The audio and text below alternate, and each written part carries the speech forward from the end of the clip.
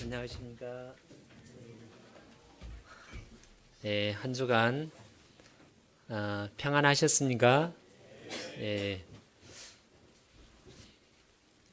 내일부터 저희 교회에 두 번째 이렇게 대집회가 있는 거 잘 아시죠?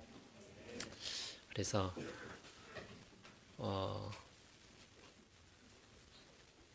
많은 분들이 전도하고 또 기도하고 교제하고 또 방문하고 하나님 의지하면서 이렇게 복음을 전하고 있습니다. 그래서 내일부터 시작되는 두 번째 대집회에 모두가 함께 이제 한 마음으로 참여해 주시기를 당부를 드리겠습니다. 그래서 원래 이제 대집회 앞두고 복음 전파에 대해서 얘기할 수도 있는데 이제 이번 달이 가정의 달이어서 지난번에 이어서 지난번은 이제 부모 자식의 관계에 대해서 했는데 오늘은 부부 생활에 대해서 이렇게 말씀을 드리고자 합니다. 함께 기도하시겠습니다.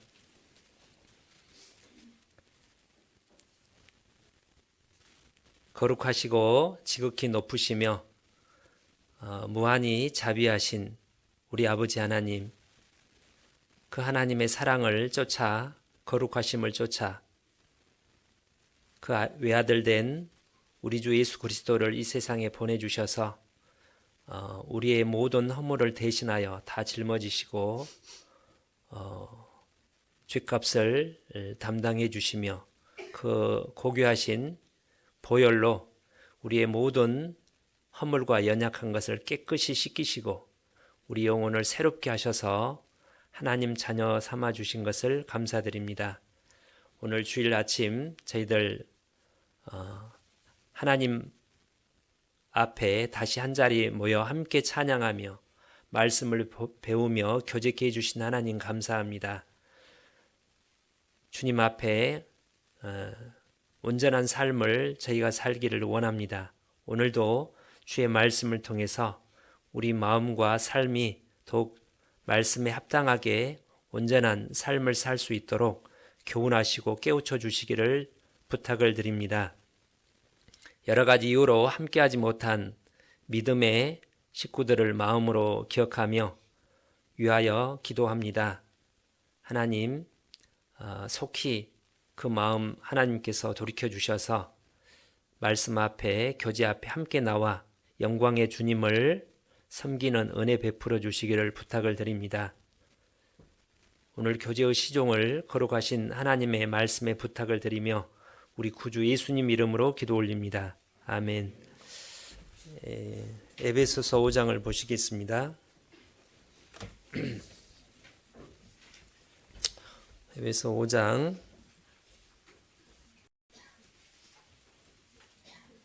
22절부터 제가 읽어 올리겠습니다.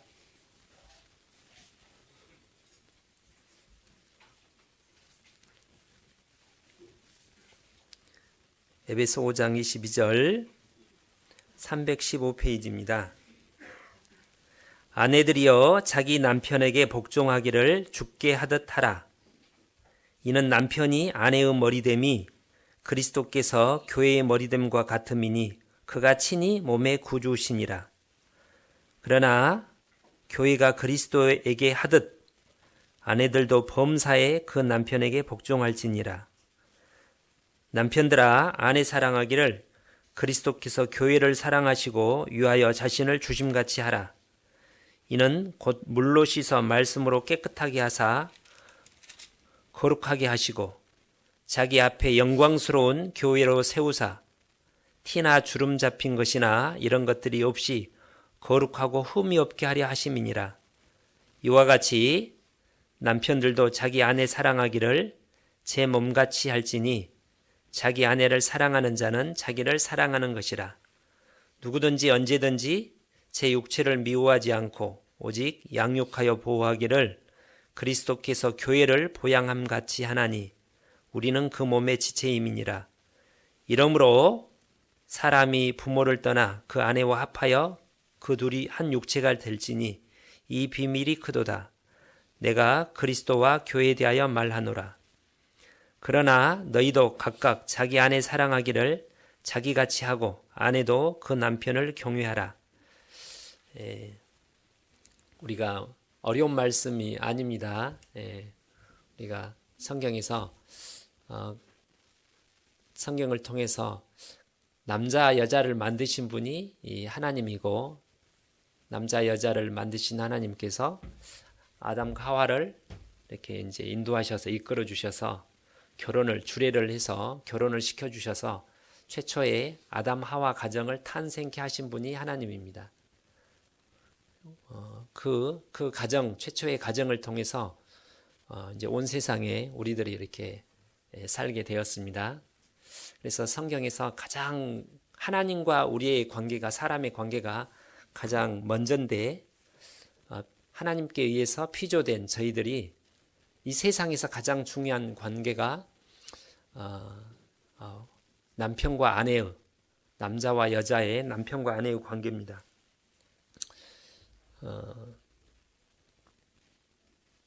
창세기 1장에 하나님이 자기 형상을 따라 사람을 창조하시되 남자와 여자를 창조하셨다고 되어 있지 않습니까?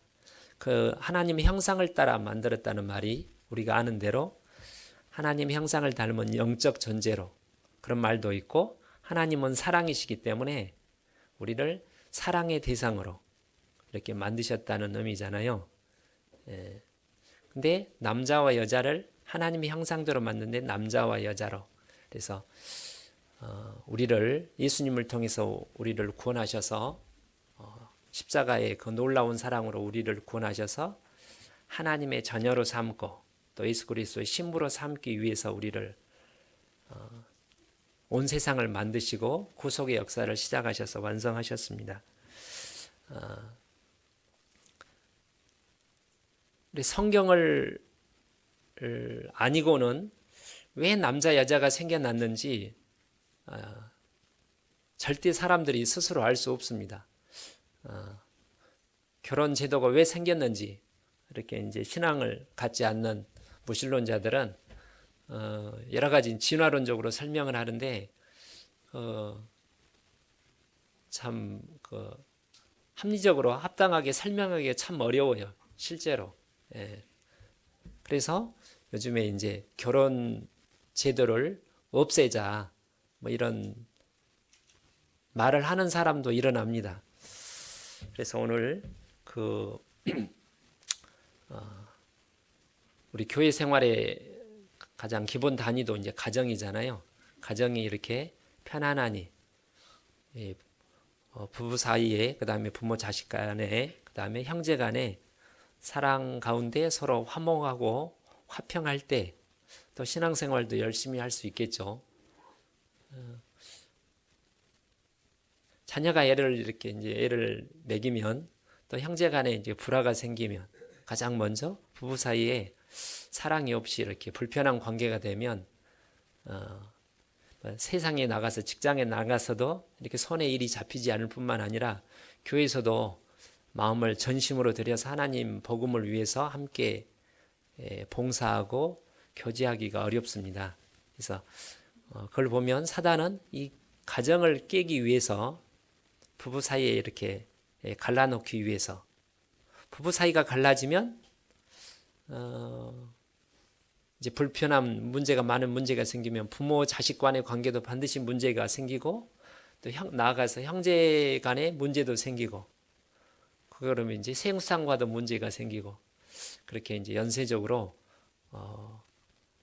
이렇게 모든 어떤 문제의 근원이 이렇게 부부 관계가 원만하지 못할 때 이렇게 파생된다고 생각합니다. 그래서 오늘 어떻게 하면 행복한 부부 생활을 바탕으로 하는 가정 생활, 교회 생활을 할 수 있는지 이 본문을 통해서 살펴보도록 하겠습니다. 그래서 이 본문 내용을 읽어보면 대단히 단순합니다. 우리가 몰라서 불순종하는 건 아니고, 먼저 22절에 아내들이여 자기 남편에게 복종하기를 죽게 하듯 하라. 그래서 그 뒤까지 쭉 읽어보면 남편이 해야 될, 아내가 먼저 해야 될 가장 중요한 일은, 핵심 일은 뭐 다른 게 아니라 남편에게 복종하는 일이라고 말씀하셨습니다. 마음에 들건 안 들건, 이해가 되든 안 되든 남편이 존경스럽기 때문에 댐댐이가 이렇게 순종할 만하니까, 나한테 잘해주니까 그런 게 아니라 이유 불문을 떠나서 남편 말에 이제 순종을 하라는 말입니다. 이게 대단히 간단하지만 어려운 겁니다. 우리 본성이 남의 말을 듣기 싫고 이기적이고 내 위주로 편하게 살고 싶은데, 남편을 순종을 하려면 얼마나 힘들겠어요.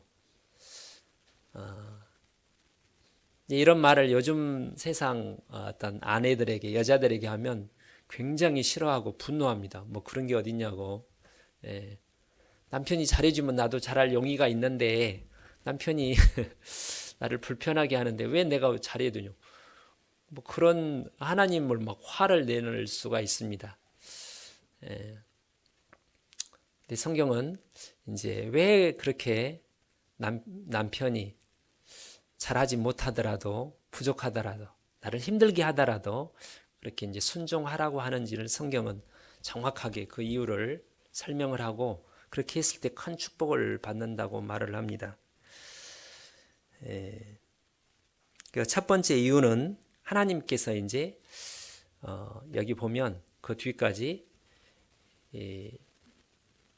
예수님과 우리의 나를 죽고 부활하신 남편은 예수님의 모형이고 아내는 교회의 모형이기 때문에, 이제 교회가, 성도가, 구원받은 성도가 우리 남편 대신, 영혼의 신랑 대신 예수님께 순종해야 된다는 말은 뭐 다들 공감을 하잖아요. 당연히 맞고 그렇게 하려고 노력을 하는데, 우리 영적인 신랑 대신 예수님은 완벽하신 분이잖아요. 우리를 얼마나 사랑하시는지, 마음이 넓고 좋으신 분인지, 거기는 기꺼이 그렇게 할 용의가 있는데, 우리 남편은, 육신의 남편은 우리 영혼의 신랑이신 예수님을 안 닮았잖아요. 많이. 반만 따라가면 내가 기꺼이 순종할 것 같은데, 그것을 아시고 하나님이 그렇게 명령하신 겁니다. 하나님께서 그렇게 처음에 창조를 하실 때 가족, 남자 여자를 만들어서 남편과 아내의 관계를 만드셨을 때 아내가 남편에게 순종하도록 그렇게 처음부터 하나님이 질서를 정해 놓으셨다는 거예요. 물이 위에서 아래로 내려가는 것처럼, 그렇죠? 그게 질서입니다. 봄 다음에 여름이 오고 가을이 오고 겨울이 오는 것처럼 그게 하나님 정하신 질서입니다. 그래서 그 21절에 그리스도를 경외함으로 피차 복종하라. 하나님을 알지 못하고 또 예수 그리스도의 그 구원의 사랑을 알지 못하면 실은 이런 요구가 불가능하다고 생각합니다. 세상 여자들은 남편이 잘해주면 잘할 수 있습니다.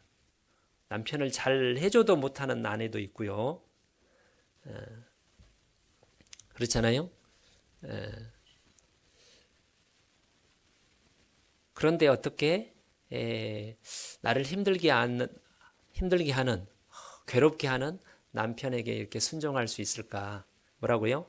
하나님을 경외함으로. 예수님께서 우리를 위해서 죽고 부활하신 가장 큰 이유가 우리 영혼을 구원하기 위해서지 않습니까? 근데 그 밑바탕에 또 다른 이유 중에 하나가 우리가 그 예수님의 사랑으로 이 세상 사람들을 사랑하고 복음을 전하고 형제자매를 사랑하는 것처럼 내가 너희를 사랑하는 것처럼 이웃을 사랑하라고 되어 있는데 그 이웃 중에 가장 가까운 이웃이 아내고 남편이죠. 그렇죠? 예. 그래서 요한일서 4장에 보이지 않는 하나님을 사랑한다고 하면서 보이는 남편과 아내를 사랑하지 않으면 보이지 않는 형제를 사랑하지 않으면서 보이는 형제 자매를 사랑하지 않으면서 보이지 않는 하나님을 사랑한다는 말이 거짓말이다. 요한일서 4장 20절에 그렇게 되어 있는데 그 형제 자매 안에 이제 배우자 남편과 아내도 포함이 당연히 되는 거죠. 가장 가까운 이웃이잖아요. 제가 이제 들은 말인데요.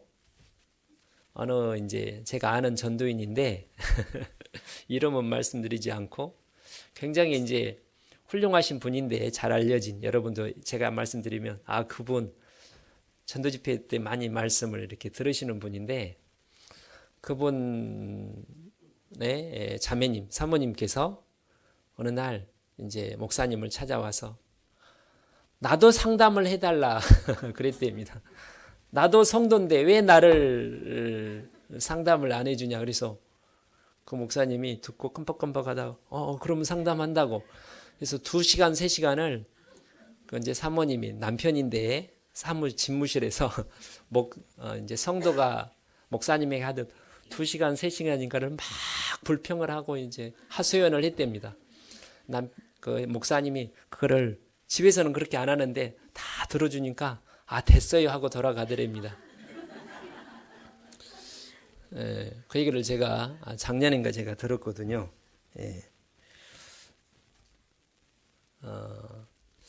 아시는 대로 창세기 그 2장에 보면 하나님이 이제 아담을 먼저 만들고 그 다음에 이제 하와를 만들 때 갈빗대를 빼서 만들었잖아요.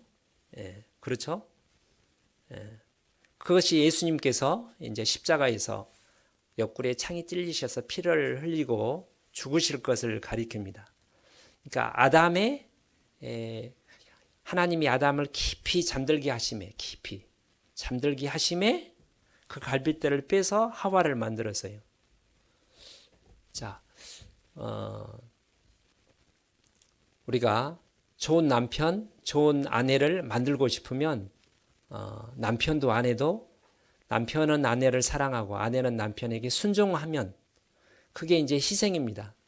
순종하기 싫은데 사랑하기 어려운데 사랑할 만하지 않은데 사랑해야 되니까 하나님의 능력이 필요한 겁니다.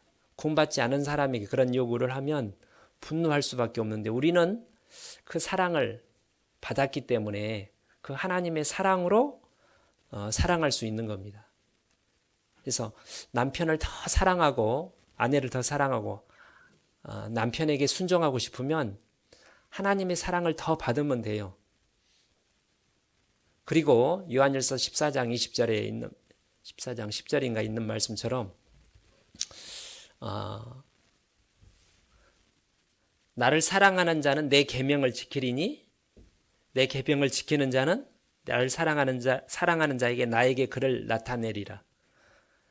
내가 와서 그와 거처를 함께 하리라 그렇게 말씀하셨습니다. 그러니까 하나님께 사랑을 더 받고 싶으면 하나님의 은혜를 더 받고 싶으면 말씀에 순종해야 되잖아요. 근데 인간관계에서 가장 가까운 남편에게 순종하고 아내를 사랑하고 아끼고 보살핀 이거는 이제 감정을 넘어서서 의지적인 문제입니다. 예수님께서 십자가에서 누가복음 22장에 마태복음 26장에 자기를 이렇게 복종시키셨지 않습니까? 내가 심히 고민하여 죽게 되었으니 여기 가까이 머물러서 나를 위해서 좀 함께 기도하자 말씀하시고 이 잔을 지나가게 하옵소서. 그러나 나의 원대로 마옵시고 아버지의 원대로 되기를 원합니다. 그래서 힘쓰고 해서 간절히 기도하시니 땀이 핏방울 떨어졌더라. 예수님이 우리를 구원하시기 위해서 그렇게 하셨습니다. 그 사랑으로 우리가 구원을 받았고 그 사랑을 우리가 이미 받았어요. 그 사랑으로 남편에게 순종하기를, 아내를 사랑하기를 노력을 해야 된다는 겁니다. 기도를 해야 되는 겁니다. 그래서 이제 남편이 순종이 잘 안 되는 자매님이 계시고 아내를 좀 아끼지 않는, 함부로 대하는 형제님이 계시다면 어떻게 해야 돼요? 헌금을 잘 못하는 형제님이 있으면 헌금 말씀을 가지고 묵상을 해야 됩니다. 읽고 반복해서. 그런 것처럼 그 말씀을 가지고 계속 묵상을 외워야 되는 겁니다. 요즘 어머니에서 시편 119편을 암송하잖아요. 행위에 안전하여 여호와의 순종하는 자가 복이 있으며, 그렇죠? 여호와의 계명을 지키고 전심으로 여호와를 구하는 자가 복이 있도다. 그게 첫 번째 누구한테 이제 적용을 시켜야 되겠습니까? 남편과 아내에게. 최선을 다해서 이 의지적 기도하고 말씀을 묵상하고 기도를 부탁하고, 혹시 형제 자매들에게 우리 남편에게 순종하기가 싫은데 좀 순종할 수 있도록 그런 기도 부탁을 실제로 하잖아요. 본인이 노력하고 의지적인 노력. 그러니까 그 십자가의 사랑을 알지 못하고 받지 못한 사람은 그게 이제 불가능한 거죠. 왜 이제 제가 오랫동안 여기도 그렇고 골로새서도 그렇고 베드로전서 3장에도 아내에게 먼저 이렇게 순종하라고 말을 했을까? 왜 그랬을 것 같습니까? 제가 많이 생각해봐요. 제가 생각했을 때는 남편이 이 아내를 사랑하는 게 먼저라는 생각이 듭니다. 이건 제 생각입니다. 그래서 남편들아 아내를 먼저 사랑하라 할 것 같은데 성경은 여기만 그렇고 골로새서도 그렇고 아내들아 남편에게 순종하라고 먼저 말씀하셨습니다. 왜 그랬을까요? 여러 가지 이유가 있게 제가 다는 모르지만 남편이 아내를 사랑하지 않더라도 남편이 아내를 사랑하는 게 참 목숨을 다해서 사랑하는 게 쉽지 않습니다. 복종하는 게 더 어려울까요? 죽기까지 사랑하는 게 더 어려울까요? 둘 다 어렵지만 죽기까지 사랑하는 게, 그게 죽기까지라는 전제가 예수님이 나를 사랑하는 것처럼 마음을 다하고 뜻을 다하고 온 힘을 다해서 사랑하는 게, 그게 우리 죄성을 가진, 구원을 받았지만 육신을 가진 우리가 그게 어려운 일이잖아요. 그러니까 남편이 자기 항상 기대에 못 미친다는 겁니다. 창세기 3장에 이제 하와가 죄의 선악과 따먹고 벌을 받았을 때 잉태하는 고통을 당하고 수고하고 자식을 낳을 것이며 너는 남편을 사모하고, 그래서 여자들 마음속에 남편의 사랑을 받고 싶은, 확인하고 싶은, 남편이 당신을 로미오와 줄리엣보다 춘향이보다 더 사랑한다. 나 당신 보고 싶어서 어쩔 줄 모르겠다. 잠이 안 온다. 멀리 떨어져 있으며. 그런 사랑을 모든 아내들 마음속에, 여자들 마음속에 있다는 거예요. 하나님이 그런 본성을 주셨는데 그걸 남편이 아무리 노력하더라도 그걸 다 못 채우는 거예요. 그러니까 그게 충분히 만족이 됐을 때, 채워졌을 때 내가 남편에게 순종하겠다. 그렇게 하면 그게 불가능하니까 남편이 자기 기대에 훨씬 못 미치더라도 순종하라는 거죠.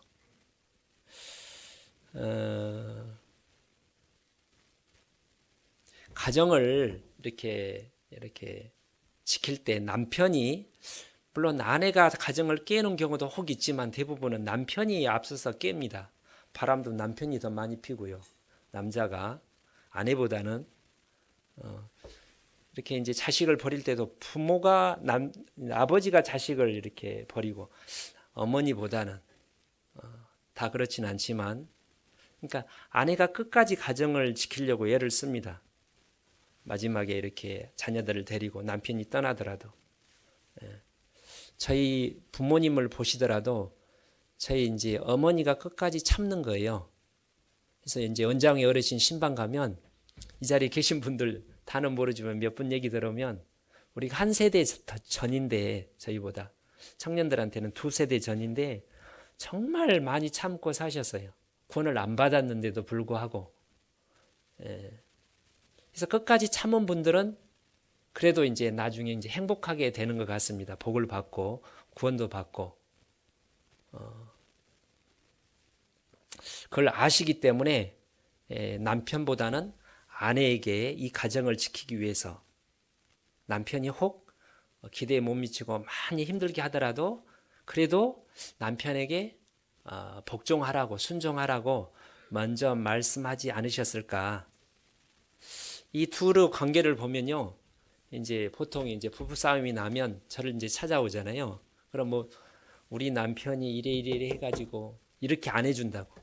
그다음에 남편은 우리 집사람이 자매가 이렇게 안 한다고 이제 하소연을 해가지고 일러가지고 남편의 의무를 쭉 가르쳐 달라고 남편에게 이렇게 해야 된다고. 남편은 어떻게 하겠어요? 아내의 의무를 이렇게 해야 된다고 가르쳐 달라고 이렇게 하겠죠. 왜 안 가르치냐고. 근데 이제 성경에 따르면 하나님이 나에게 명령한 거지. 나는 야고보서에 있는 말씀처럼 율법의 재판자가 아니라 우리는 준행자는 거예요. 형제님 나를 사랑하세요. 그렇게 명령하는 게 아니라 왜 나를 사랑하지 않아요? 왜 나를 힘들게 해요? 아니라 내 할 일을 하는 거예요. 내가 어떻게 형제 자매를 섬기고 도와줄까? 그게 내가 할 일이죠. 각자가. 다른 분이 나한테 왜 그렇게 안 해서 그렇게 안 하는 것처럼 아내는 남편이 왜 나를 사랑해 주지 않으면 속상하겠죠. 힘들겠죠. 답답할 텐데 남편에게 그렇게 요구를 해서 남편이 고치는 일은 거의 없습니다. 자기 할 일을 믿음으로 하나님을 경외함으로 순종하는 일을 최선을 다하면 하나님이 이제 바꾸어 주시는 거죠. 아내도 마찬가지고. 그래서 여기 22절에 죽게 하듯 그랬잖아요. 주님께. 25절에 자 베드로전서를 보겠습니다. 베드로전서 3장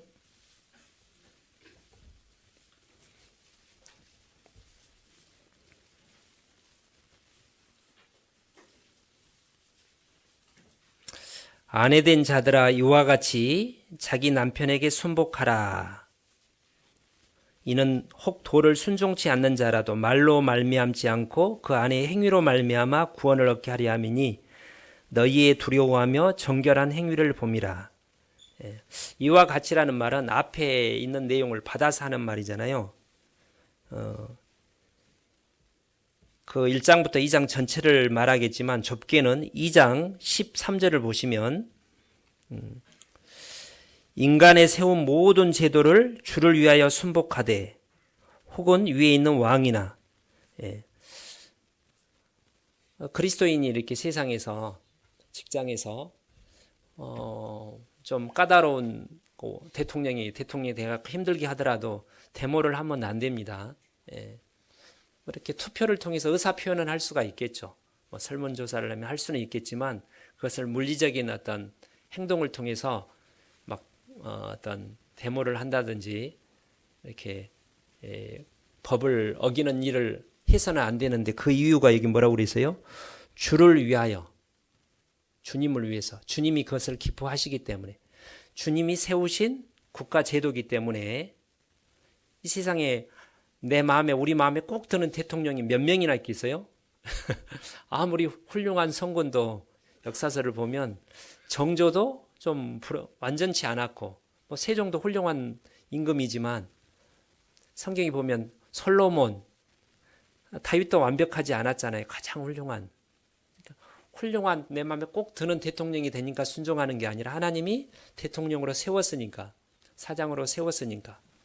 그래서 하는 것처럼 남편이 내 마음에 안 들고 인격적으로 경제적으로 무능력하고 모든 것이 나보다 부족할지라도 이유를 떠나서 이제 순종하라는 겁니다. 예.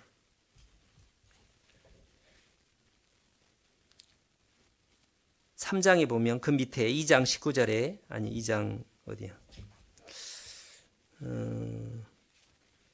2장 18절 사환들아 범사에 두려워함으로 주인들에게 순복하되 선하고 관용하는 자들에게만 아니라 또한 까다로운 자들에게도 그리하라. 사장님 중에 뭐 사장님이 좋으면 참 좋겠죠. 잘 이해도 잘하고 배려심도 많고.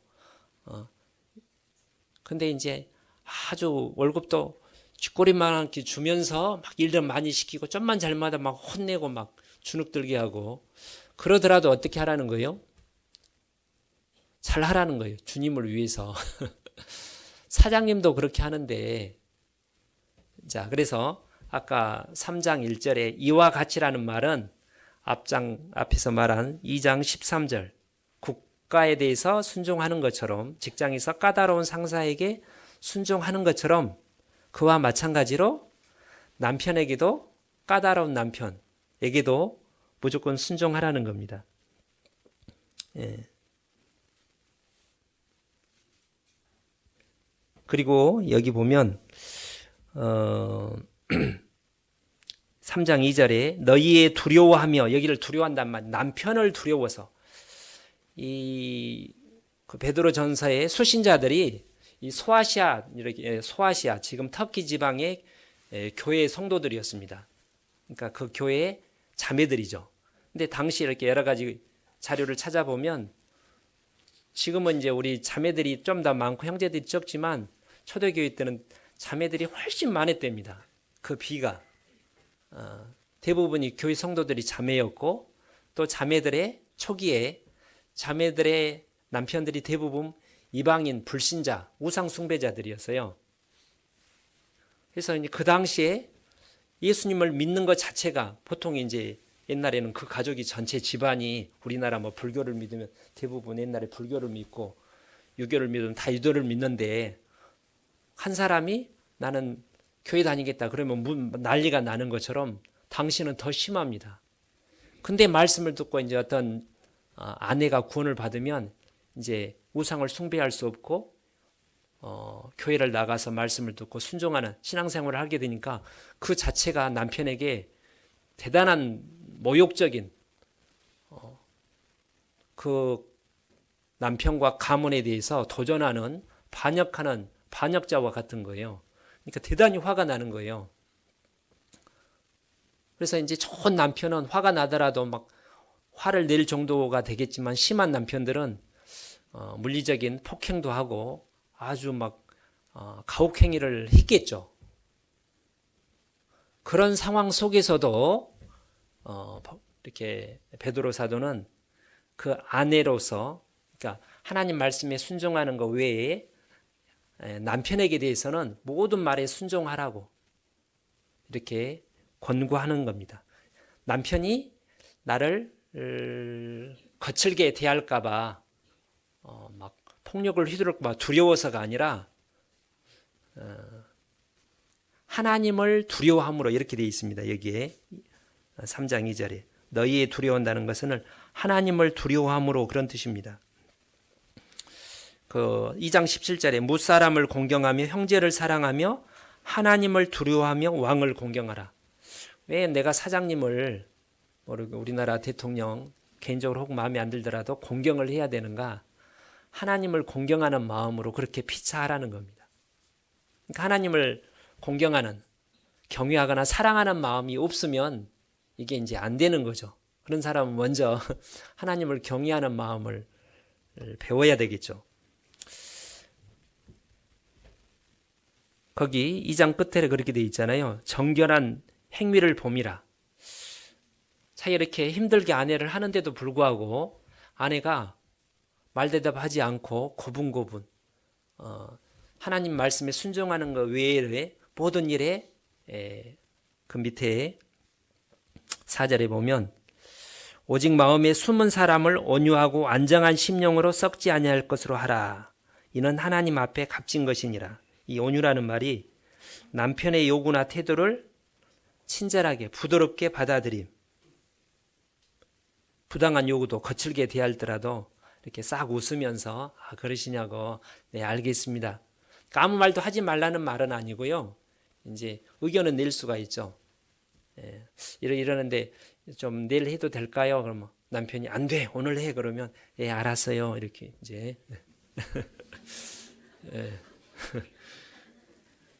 참 힘든 일이라고 생각합니다. 제가 여자가 된다고 하더라도 속으로 그러니까 하나님을 경외하는 마음이 없으면 이제 안 된다는 거죠.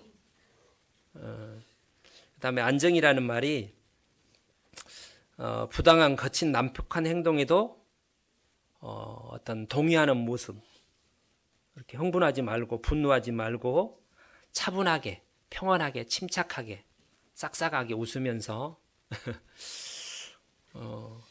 그렇게 만약에 할 수 있다면 남편이 이상하게 생각할 거 아닙니까? 얘가 바보도 아니고 전에 그런 여자가 아닌데 웬일이지? 그러니까 기분이 좋겠죠. 그 남편이 아내가 자기 말을 듣는 그 이유가 자기가 두려워서가 아니라 하나님 내 아내가 믿는 하나님 때문이구나. 하나님을 경외하기 때문에 아내님이 주시는 그 믿음 때문에 그렇다는 것을 아내의 행동을 통해서 쭉 보게 되면 남편도 구원받지 않는 남편도 아내가 믿는 하나님에 관심을 갖고 좋은 호감을 갖고 두려운 마음을 갖게 되는 겁니다. 조심하게 되는 거예요. 그래서 마음문을 열고 복음을 받아들일 수 있다는 거죠. 실제로 이제 그 로마 시대 때 초대 교회가 이 말씀을 순종함으로 힘차게 복음이 전해진 겁니다. 대부분 자매님들이 먼저 구원을 받고 남편들에게 복음을 전한 거예요. 근데 어떻게? 말로가 아니라 순종하는 행동을 통해서. 그래서 3장 3절에 너희 단장은 머리를 꾸미고 금을 차고 아름다운 옷으로 입는 외모로 하지 말고, 3절은 하지 말고고 4절은 이렇게 돼 있습니다. 3절은 일단 자매님들이 머리를 이렇게 미장원에서 다듬잖아요. 예쁘게 꾸미고 샴푸도 발라가지고 샴푸로 감아서 가지고 막 여러 가지 이쁘게 하고 몸을 이렇게 팔목걸이도 하고 반지도 걸고 아무튼 여러 가지 몸단장도 하고 옷도 이쁘게 입고, 여기서 이제 그렇게 하지 말라는 말은 디모데 전서에 보면 단정하게 화려하게 그 값비싼 것으로, 그러니까 이제 그렇게 하지 말라는 겁니다. 허영에 차가지고. 그래서 디모데 전서에는 단정하게 아담하게, 그러니까 검소하면서도 이제 그렇게 돈을 많이 들이지 않고도 이제 잘 빨아서 깨끗하게 옷을 빨아가지고 이쁘게 그렇게 이제 해야 되는데, 그렇게 이제 겉을 아름답게 꾸미는데 치중하지 말고 4절에 오직 마음에 숨은 사람을, 이게 이제 속 사람이잖아요. 우리 영혼, 우리 마음이기도 하고 우리 영혼을 가리킵니다. 이게 하나님을 가까이 하면서 하나님의 은혜를 받고 하나님을 경외하는 것을 계속 배우게 되면 그게 이제 자녀를 따뜻하게, 이웃에게 이제 친절하게, 남편에게도 공손하게 이렇게 대하는 게 이렇게 드러나게 되는 거예요. 그걸 보고 이제 남편이 하나님에 대해서 좋은 인상을 갖게 되는 겁니다. 그래서 4절에 이는 하나님 앞에 값진 것이니라, 아주 하나님이 귀히 여긴다는 거예요. 하나님이 기뻐하신다는 거고 이제 축복을 내리시겠죠. 5절에 전에 하나님께 소망을 두었던 거룩한 부녀들도 이와 같이 자기 남편에게 순복함으로 자기를 단장하였느니라. 남편이 아내를 볼 때 언제 가장 이쁘게 보일까? 가장 어떻게 이쁘게 보인다고요? 순종할 때 부당한 명령 요구도 할 때가 있을 텐데, 그러더라도 순종하는 모습을 보면 아내가 사랑스럽게 보인다는 겁니다. 그리고 예를 들기를 이제 6절에 사라의 예를 들었습니다. 사라가 아브라함을 주라칭하여 복종한 것 같이 너희가 선을 행하고 아무 두려운 일에도 놀라지 아니함으로 그의 딸이 되었느니라. 자, 이제 창세기 18장을 보시면 창세기 18장에 6절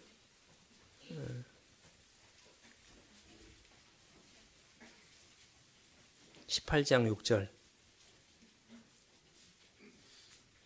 아브라함이 급히 장막에 들어가 사라에게 이르되 속히 고운 가루 세 서알을 가져다가 반죽하여 떡을 만들라 하고 갑자기 이제 남자 셋이 이렇게 이제 찾아왔습니다. 그래서 아브라함이 자기 집으로 영접해가지고 미리 사전에 이렇게 얘기하고 온 게 아니잖아요. 내가 내일 이만쯤 방문할 테니까. 그래서 자매님들이 집에 식사 준비할 때 며칠 전에 미리 통보를 하잖아요. 아무 통보도 없이 이제 형제님이 직장 동료 3명을 교회 형제 3명을 들어왔다. 그럼 자매님들이 그럼 어떻게 해요? 울그락불그락 하면서 아니 속도 없이 나중에 가가지고 당신 정신 있냐 없냐 사라는 안 그랬다는 거예요. 갑자기 예고도 없이 왔는데도 불구하고 사라가 급히 그거를 이때만 그런 게 아니라 평소에 그렇게 한 거예요. 왜 그렇게 했냐면 12절에 사라가 속으로 웃고 이르되 내가 노쇠하였고 이때 사라 나이도 상당히 많았잖아요. 89세 그 정도였죠. 내 주인도 늙었으니 내게 어찌 낙이 있으리요. 그래서 자기 남편을 주인이라고 표현을 한 거예요. 주인. 하나님에 대한 신앙이 있었던 거죠. 이 남편이 마음에 든 남편이었느냐? 창세기 이제 12장에 아는 것처럼 애굽에 갔을 때 자기 일더러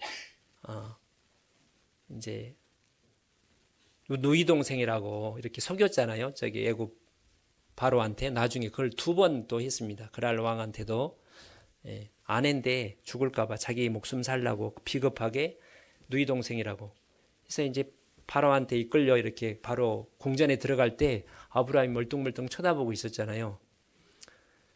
근데 사라가 막 그 소리를 치고 당신 그럴 수 있냐고 당신 돌았냐고 그렇게 안 하고요. 속이 참 힘들었겠죠. 근데 묵묵히 순종을 했어요. 왜 그렇겠습니까? 하나님을 신뢰한 거예요. 하나님이 분명히 지켜주실 거다. 나를 보호해 주시고 내가 하나님 말씀에 남편이 부당한 요구잖아요. 말도 안 되는 소리인데도 불구하고 남편에게 믿음으로 하나님을 의지하는 마음으로 신뢰하는 마음으로 순종하면 하나님이 지켜주실 거라는 믿음이 있었기 때문에 순종을 했다는 겁니다. 그것이 하나님 보기에 너무 아름다웠고 그래서 이제 축복을 받은 겁니다.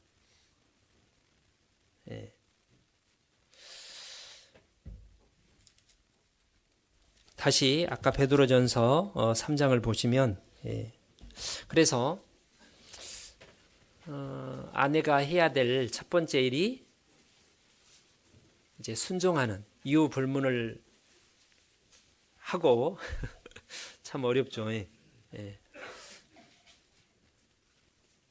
근데 남편이 항상 형제가 항상 그렇게 부당한 뭐 이렇게 힘들게 하지는 않겠죠. 힘들게 평소에 잘 하잖아요. 대부분 제 생각했을 때 우리 교회 형제 자매님들은 몇몇 분을 제외하고 군받지 않은 우리 교회는 군받지 않는 우리 시대 우리 교회만 아니라 지금 시대가 많이 바뀌어서 막 아내를 심하게 다루는 이방인 남편도 과거처럼 그렇게 많지 않습니다. 시대가 시대잖아요. 법적으로도 보호를 하고 그렇죠. 그런데 이제 항상 마음에 들게 하지는 않잖아요. 너무 속상할 때. 그때 하나님을 생각하고 하나님의 사랑을 생각하고 하나님 나에게 주어질 그 축복을 생각하면서 묵묵히 끝까지 이렇게 순종을 하면 반드시 하나님이 축복해 주실 겁니다. 먼저 남편의 마음을 바꾸어 주실 거예요. 남편이 보기 이쁘게 보이는 겁니다. 그 다음에 이제 7절에 보면 3장 7절에 베드로 전서 3장 7절에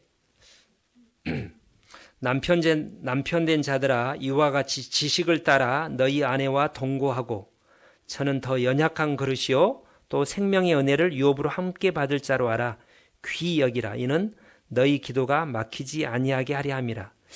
굉장히 이렇게 한 구절인데 이 안에 많은 의미를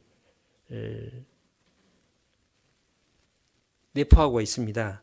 자, 첫 번째 지식을 따라 이 성경 말씀을 따라 우리가 성경 말씀을 몰랐다면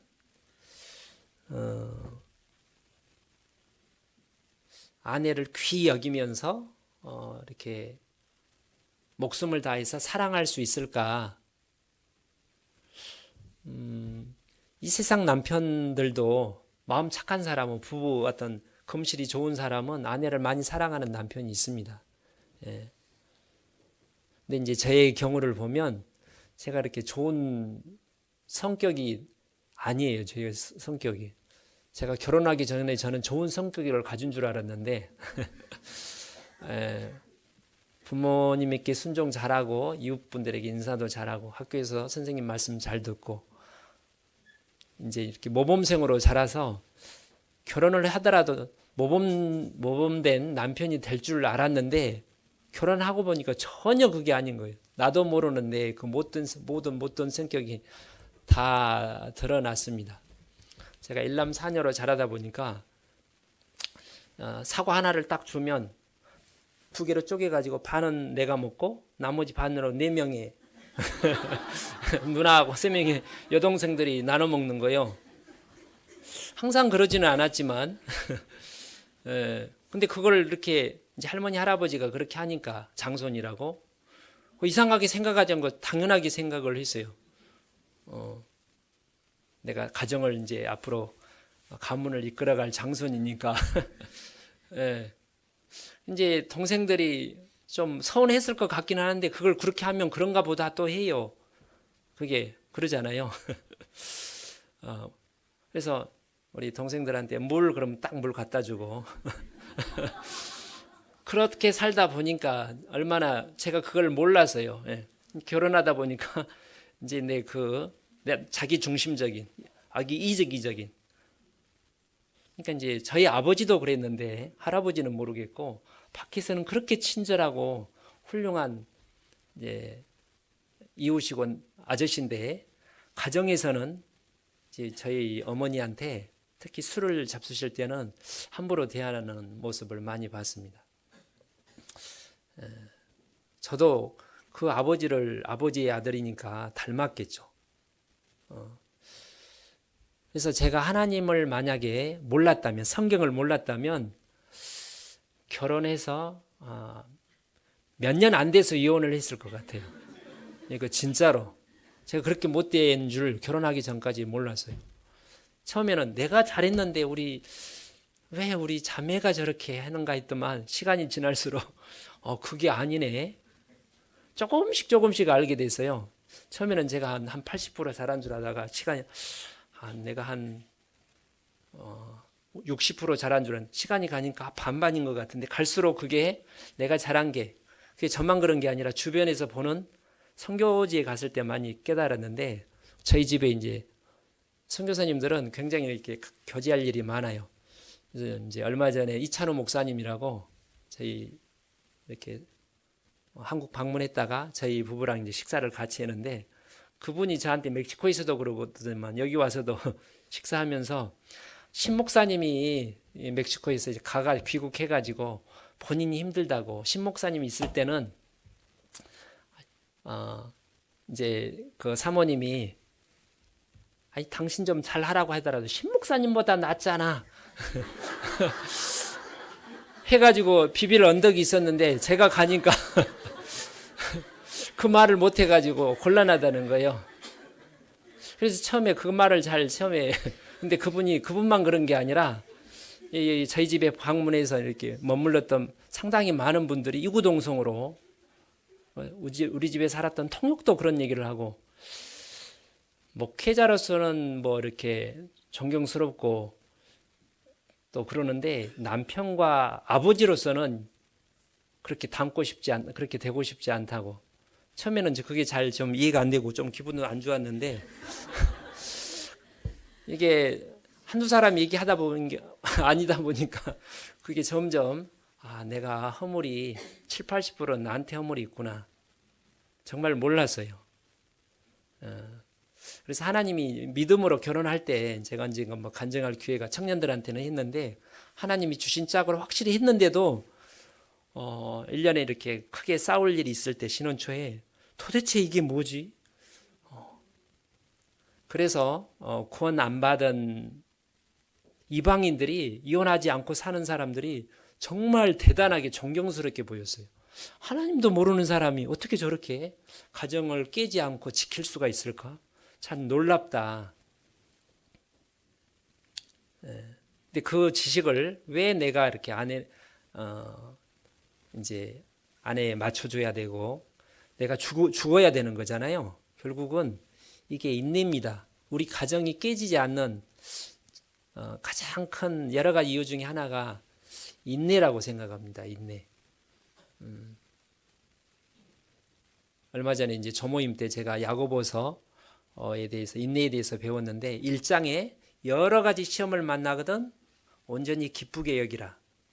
이는 믿음의 시련이 인내를 만들어내는 줄 알미라. 인내를 온전히 이루라. 온전하고 구비하여 조금 더 부족함이 없게 하려 함이라.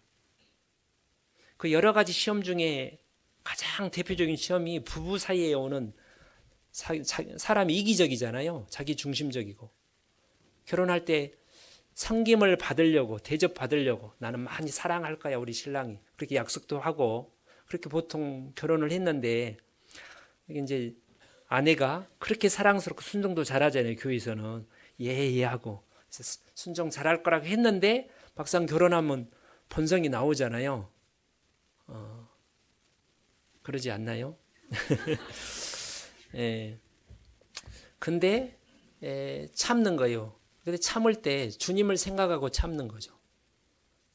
주님이 가정을 지키라고 했기 때문에 아내를 사랑하는데 죽기까지 사랑하라고 했기 때문에 죽기까지 사랑한 제가 이제 항상 이렇게 부부싸움 말기에 누가 옳으니 그러니 옥신각신할 때 자기 위주로 이제 피차간에 옥신각신 하잖아요. 어른이 그러니. 제가 이제 마지막 순간에 당신 나를 사랑하는가 이렇게 이제 질문을 하면 성경이 딱 말씀이 떠오르는 죽기까지. 내가 죽으라는 말인데 그러면 할 말이 갑자기 사라져요. 정말 그게 말씀이 나를 붙잡아 주는 거죠. 그러면 내가 뭐 아무리 잘한 것 같아도 그럼 죽기까지 사랑하는 말을 실천을 해야 되는 거잖아요. 그렇게 이제 시간이 지면서 점점 이제 저희 부부가 저 같은 경우 조금씩 아직도 너무 부끄럽고 부족한 게 많지만 조금씩 나아진다고 이렇게 스스로도 생각 들고 저희 자매도 좀 인정을 해주고 조금 나아지는데 좀 나아졌지 그러면 좀 나아진 것 같다가 똑같아 다시 돌아가서 이런 거를 반복하면 나아졌는데 제가 보니까 저희 자매 수준이 기대 수준이 점점 높아지는 거예요. 아니 이 정도만 내추면 이제 됐어 할 줄 알았더만 점점 높아지니까 그것도 불만이었는데 보니까 그게 정상적인 거예요. 우리가 주님의 사랑을 점점 갈구하는 것처럼 아내가 남편이 사랑하기를 전에는 50만 했으면 됐어가 아니라 이제 55, 60 그런 게 되는 거죠. 그래서 아무튼 그 성경 지식대로 그래서 아까 이제 에베소서에 보면 물로 씻어 말씀으로 깨끗하게 하사 거룩하고 흠이 없게 하시려고 예수님이 피를 흘려서 자기 아내들 교회를 인간이 얼마나 아담의 후손으로서 울퉁불퉁하고 거칠고 그 가시 같아요. 하나님 보기에. 근데 예수님 예수님 그 사랑으로 우리를 녹이는 거죠. 그래서 그 사랑에 감동이 돼가지고 점점 최근에 이제 저 모임 때 어떤 자매님이 그 얘기 하시더라고요. 본인이 사춘기 소녀와 같다고. 예. 이제 우리가 신앙의 초기에 그러잖아요. 이렇게 40년 광야 생활할 때 이스라엘 사람들이 잘한 건 아니지만 아직 믿음이 연약하니까 투덜투덜하고 원망하는데 하나님이 참으시고 참으시잖아요. 그래서 결국은 그 사랑에 그냥 감동이 되는 거예요.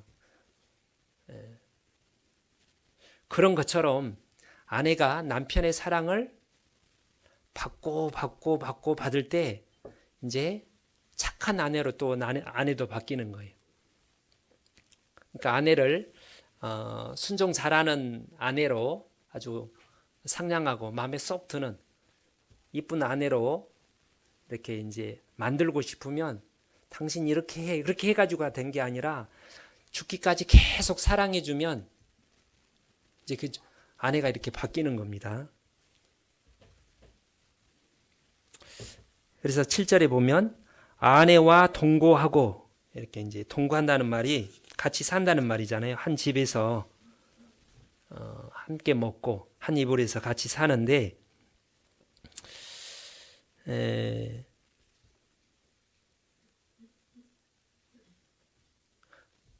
함께 살 때 이렇게 제가 생각했을 때 여기 이제 보면 함께 산다는 말 안에 중요한 게 말을 하고 산다. 대화를 하고 산다. 대화를 안 하고 살 수도 있죠. 근데 진짜 그게 사는 걸까요? 이제 요즘에 사회과학자들이 연구를 많이 해가지고 밝혀졌어요. 남자와 여자가 근본적으로 이 뇌의 구조라든지 그게 어떤 다르다는 거예요. 화성에서 온 남자, 금성에서 온 여자 맞나요? 그래가지고 그게 다르다는 거예요. 그래서 말을 안 해도 남자들은 별로 뭐 불만이 없어요. 뭐 알잖아 이렇게 딱. 근데 여자들은 그게 안 된다는 거예요. 여자들은 대화를 나누고 싶은 거예요. 자기 말을 좋은 말이든 나쁜 말이든 남편이 들어주기를 원하는 거예요. 아 그랬어. 그래서 얘들이 이렇게 학교 갔다 와서 막 얘기하면 엄마가 들어주면 되게 좋아하는 것처럼 우리 아들이 저한테 자기 얘기를 많이 하진 않아요. 거의 그런 경우는 없었던 것 같아요. 우리 딸은 근데 정말 신기해요. 학교 갔다 오면 막 얘기를 해요. 처음에 제가 안 들어줬죠. 막 들으면 아이 선생님 말 잘 들어야지 그러면 이제 안 해요. 아빠한테 얘기 안 해. 막 친구가 뭐라 해가지고 속상해가지고 막 그래서 아니 사랑으로 해. 아빠한테 얘기 안 해. 근데 이제 그게 아니다 싶어서 아 그랬어. 아 그래 마음이 아팠겠네. 힘들었겠네. 그러니까 저한테 막 요즘에 저한테 전화를 정말 신기해요. 한대니까요. 들어주니까. 딸이니까 그렇다는 것처럼 이제 자매님들은 아내는 남편이 자기 얘기를 말을 대화를 나누고 들어주기를 원한다는 거예요. 그게 이제 동거한다 의미리 같이 밥 먹고 산다는 뿐만 아니라 그러니까 시간을 내야 되겠죠. 내가 돈 벌어다 줘서 잘 살잖아. 뭘 더 바래가 아니라 말을 안 들어주면 이게 이제 쌓인다는 거예요, 자매님들은. 이게 동거의 의미라는 생각을 해봤습니다. 여기에 그 다음에 저는 더 연약한 그릇이요. 더 연약한 그릇. 성경에 사람을 그릇으로 표현을 했잖아요. 질그릇이라고. 그러니까 금그릇이 아니라 금그릇. 그 뭐 이렇게 스텐 그릇은 떨어져도 안 깨지는데 질그릇은 떨어지면 깨져버리잖아요. 약하다는 얘기입니다. 근데 남자도 약하지만 신체적으로, 정신적으로, 영적으로 여자가 아내가 훨씬 더 약하다는 거예요. 그를 이해를 하고 받아주라는 겁니다. 로마서 7장에 보시면 로마서 7장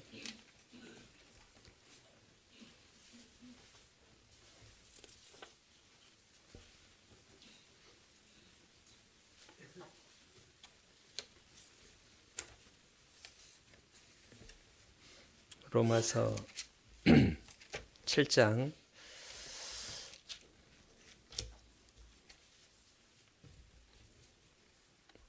1절부터 보겠습니다. 형제들아 내가 법 아는 자들에게 말하노니 너희가 율법이 사람의 살 동안만 그를 주관할 줄 알지 못하느냐. 남편이 있는 여인이 그 남편 생전에 법으로 그에게 매인바되나 만일 그 남편이 죽으면 남편의 법에 벗어났느니라. 그러므로 만일 그 남편 생전에 다른 남자에게 가면 음부라 이르되 남편이 죽으면 그 법에서 자유케 되나니 다른 남자에게 갈지라도 음부가 되지 아니하느니라. 그러므로 내 형제들아 너희도 그리스도의 몸으로 말미암아 율법에 대하여 죽임을 당하였으니 이는 다르니 곧 죽은 자 가운데 살아난 이에게 예수님에게 가서 우리로 하나님을 위하여 열매를 맺게 하려 함이니라. 이 로마서 7장 앞부분에 율법과 예수님의 관계를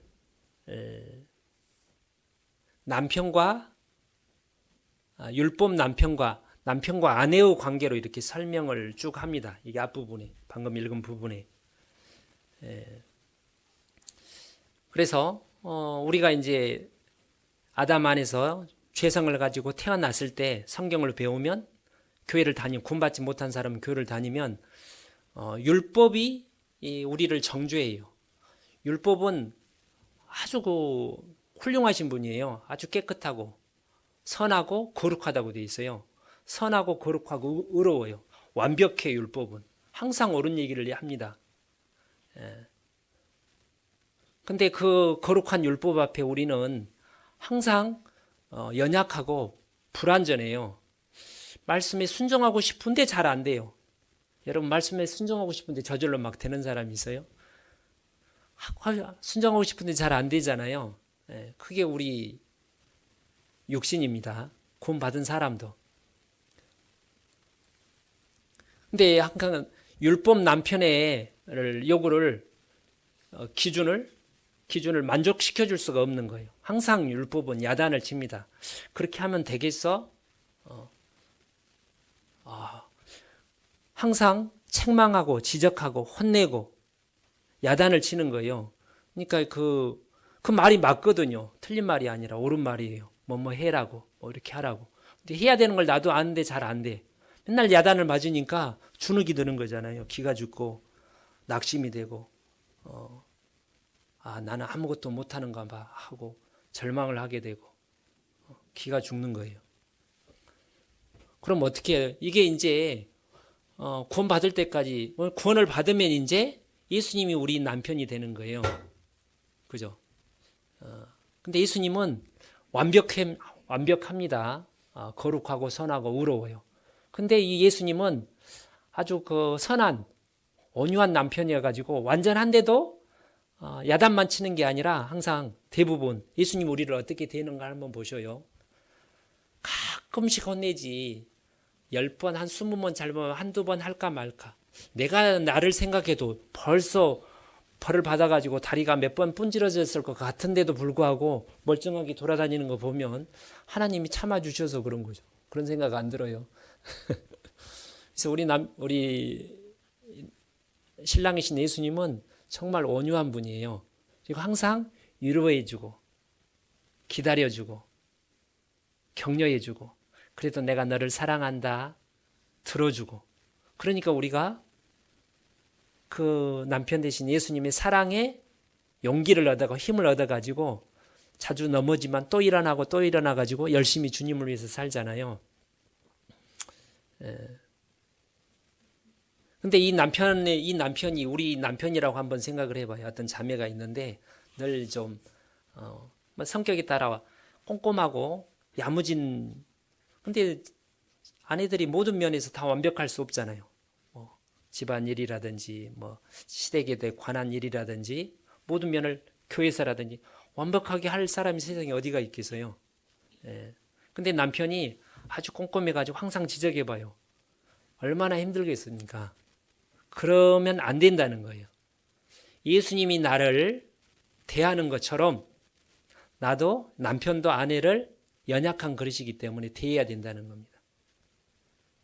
그렇죠? 요한복음 21장에 보면 베드로에게 예수님이 하셨던 말씀 아시죠? 내가 요한의 아들 시몬아 내가 나를 사랑하느냐? 예, 주께서 내가 주를 사랑한 줄 주께서 아십니다. 내 양을 먹이라. 내 양이라고 돼 있어요. 내 양. 내 양을 치라. 세 번 내 양을 먹이라. 나도 하나님의 아내고 영적으로 우리 자매도 하나님의 자녀고 예수 그리스도의 신부예요. 남편들에게 이렇게 얘기한 거죠. 예를 들어 저한테 길재야 너는 내 부족한 연약한 아내를 나를 대신해서 사랑해주고 아껴주고 보살펴줘. 연약하니까 예수님이 직접 해야 되는데 그것을 남편인 저에게 부탁한 겁니다. 명령이자 부탁한 거예요. 자식을 부모가 어떻게 자식이 부모 소유가 아니잖아요. 부모에게 자식을 선물로 준 겁니다. 그래서 내가 아이를 돌봐야 되는 나를 대신해서 내 아이를 내가 만든 생명을 엄마의 마음으로 아빠의 마음으로 잘 돌봐주려고 맡긴 거잖아요. 그러니까 하나님의 사랑으로 교훈과 훈계로 자녀를 잘 양육한 책임이 있는 것처럼 모든 남편에게 아내를 주신 것은 참된 신랑이신 예수님을 대신해서 잘 보살피라고 위로해주고 격려해주고 그래야지 훌륭한 아내로 이렇게 변할 수 있도록 맡기신 거라는 거예요.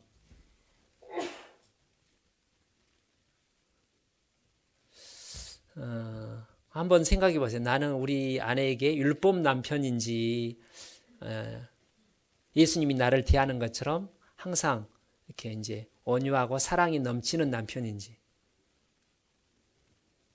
나는 예수님이 나에게 율법 남편으로 지금부터 대했다면 우리는 이 자리에 못 있습니다. 나도 나를 용서가 안 되는데 예수님은 용서를 해주잖아요. 그런 것처럼 더 나보다 연약한 그릇인 이제 아내를 이해하고 받아주고 격려하고 칭찬하고 잘했어, 수고했어, 고마워, 뭐 이렇게 칭찬을 이제 해주고 그러면 아내가 더 힘이 나겠죠. 그러면 더 잘할 거예요. 그거를 하나님이 원하신다는 거예요. 다시 베드로 전서 3장에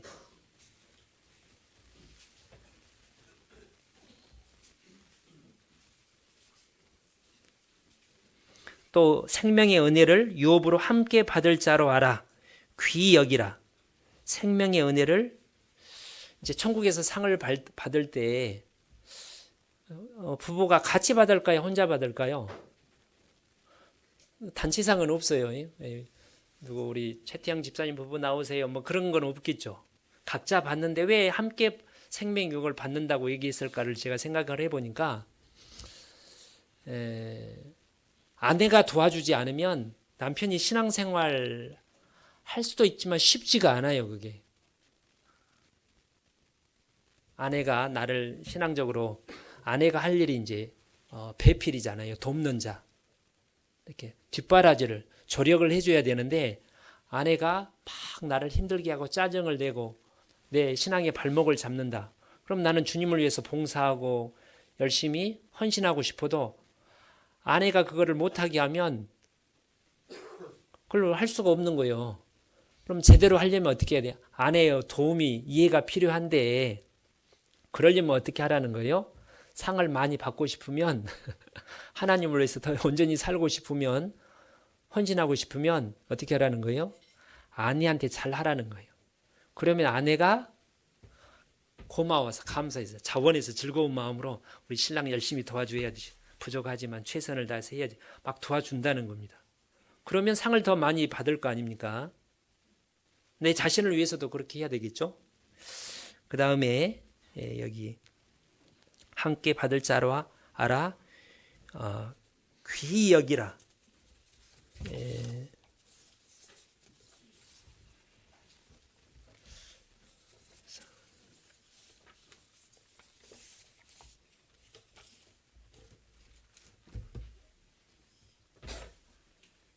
한 장이 없어졌네요. 이상하다. 어,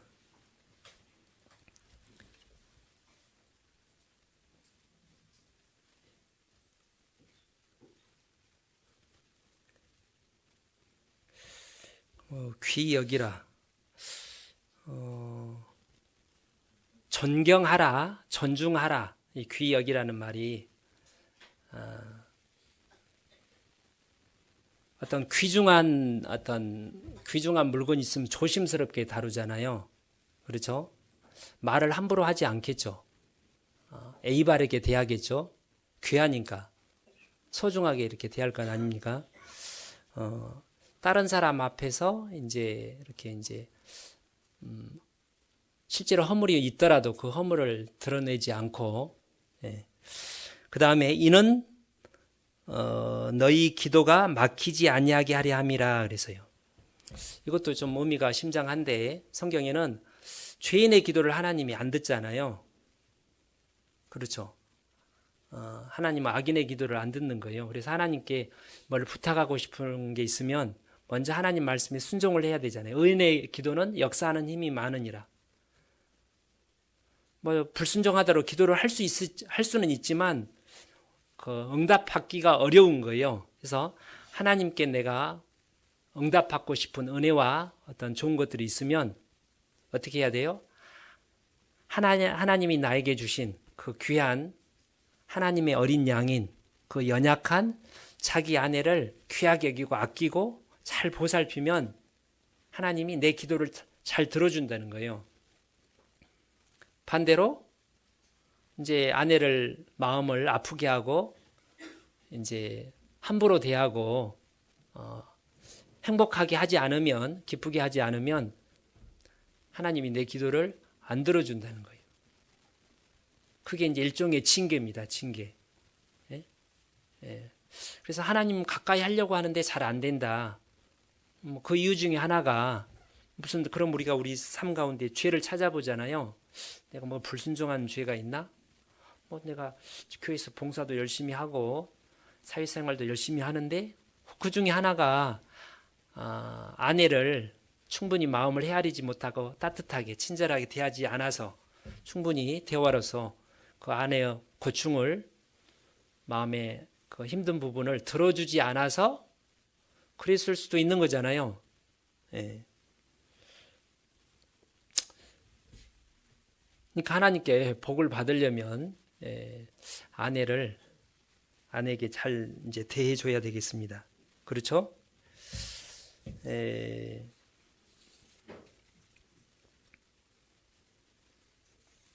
창세기 2장을 보시면 창세기 2장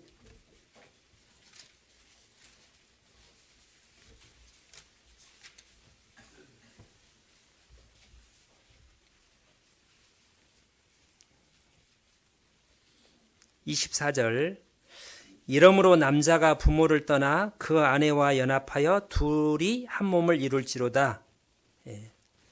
아까 이제 에베소서 5장에도 이걸 인용했는데요.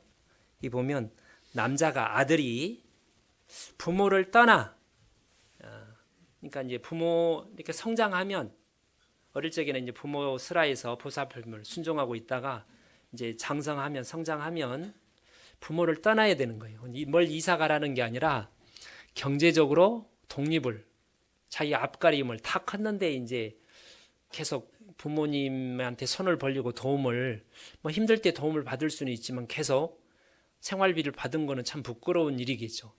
자녀가 부모한테 생활비를 드려야 되는 거잖아요.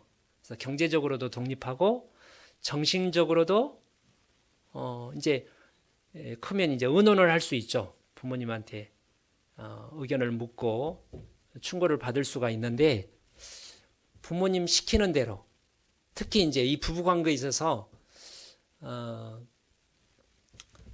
부모의 간섭을 받으면 안 된다는 거예요. 부모가 부부 관계에 있어서 자기 이제 아들 며느리 사이에 부모가 끼어들면 안 된다는 거예요. 도와줄 수는 있습니다. 부탁하면 도와주고 이렇게 이제 조언을 해줄 수 있지만 왜 이렇게 이제 시아버지가 시어머니가 그 관계 가지고 이렇게 회복하라고 해가지고 그렇게는 안 된다는 거예요. 또 남편도 지난번에 말씀드린 것처럼 아내를 더 아끼고 부모를 공경하고 자녀를 사랑해야 되지만 부모보다 자녀보다 1차적으로 아내를 더 우선해야 되는 겁니다. 그럼 애들이 화를 실망할 것 같잖아요. 근데 그렇지 않아요. 제가 어릴 적에 이런 생각을 해본 적이 있어요. 우리 엄마는 나를 더 사랑할까? 우리 아빠를 더 사랑할까? 제가 말은 안 했는데 속으로 그렇게 생각한 적이 있는데 우리 엄마는 나를 더 사랑하는 것 같아. 제가 그런 생각을 어릴 적에 이렇게 특별한 이유 없이 이렇게 한 적이 있는데 그것은 저희 합당치 못한 모습이죠. 우리 아빠는 엄마를 누구보다도 더 사랑해. 그것을 볼 때 아이들이 심리적으로, 정서적, 영적으로 안정을 찾고 나중에 자기가 결혼할 때도 아내를 사랑해서 아내를 사랑함으로 함께 부모를 섬기고 자녀를 돌보고 형제를 집안도 돌아보게 된다는 겁니다. 예.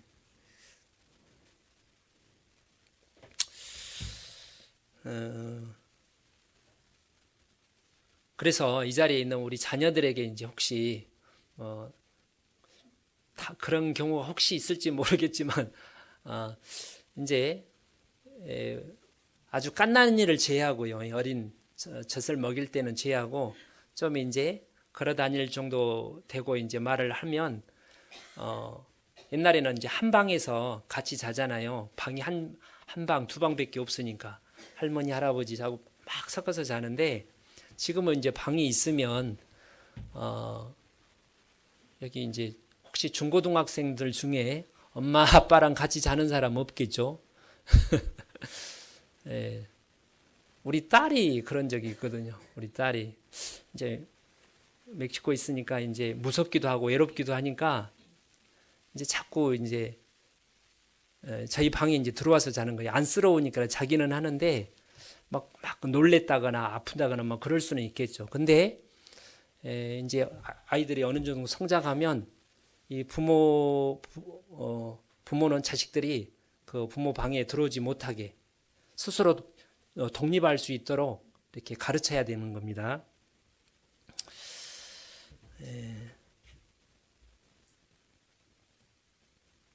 그 다음에 3장에 보시면 3장에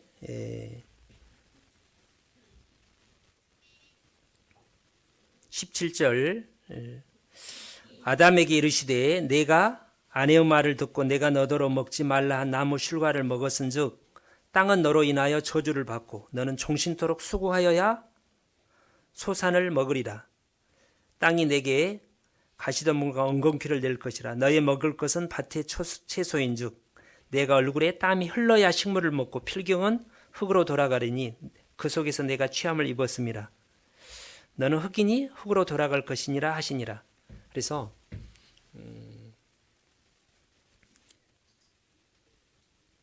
남편이 아내를 사랑하는 게 이렇게 보고 싶고 안아주고 감정적일 수도 있지만 남편이 아내를 사랑하는 방법이 가장 중요한 일이 경제적인 뒷받침을 먹여 살려야 된다는 거, 쉽게 말해서 그게 당연한 거죠.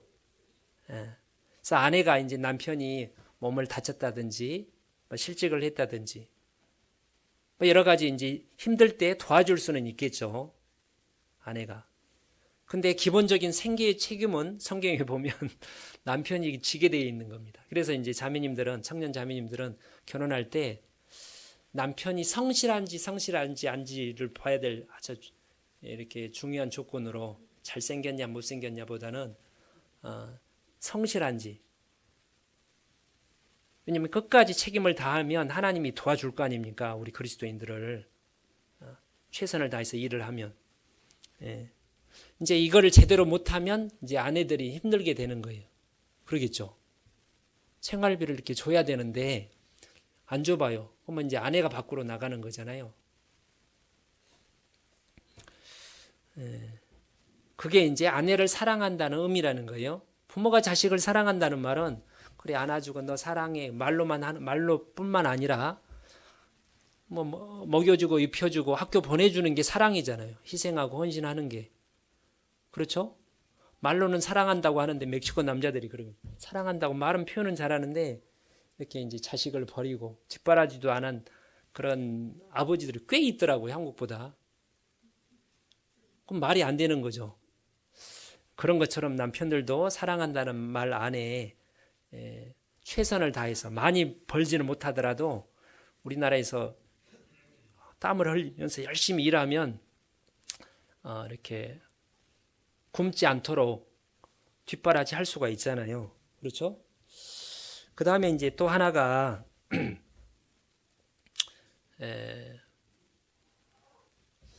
왜 결혼을 할까? 제가 이제 이렇게 청년들한테 이제 나중에 하고 싶기도 하는데, 결혼을 하는 목적이 뭐예요? 여러 가지 이유가 있겠죠. 여러 가지 이유가 있는데, 그 중에 하나가 모든 것을 하나님의 영광을 위해서 하라고 그랬어요. 주님을 더 잘 섬기기 위해서 이제 하는 겁니다. 그러니까 이제 돕는 배필을 짚는다는 건 뭘 돕는다는 거예요? 남편이 하나님을 잘 섬길 수 있도록 돕는다는 거예요. 그럴 때 부부 사이도 더 좋아지는 거예요. 함께 주님을 마음을 모아서 주님을 섬길 때, 제가 이렇게 우리 자매랑 관계를 보면 제가 주님을 위해서 열심히 더 고생하고 복음을 위해 선신할 때 저와 우리 자매가 사이가 더 좋아져요. 더 사랑스럽게 보이고. 근데 하나님은 빼고 우리 두 부부만 사이가 좋아지면요, 그게 행복할 것 같은데 그게 오래 가지 않아요.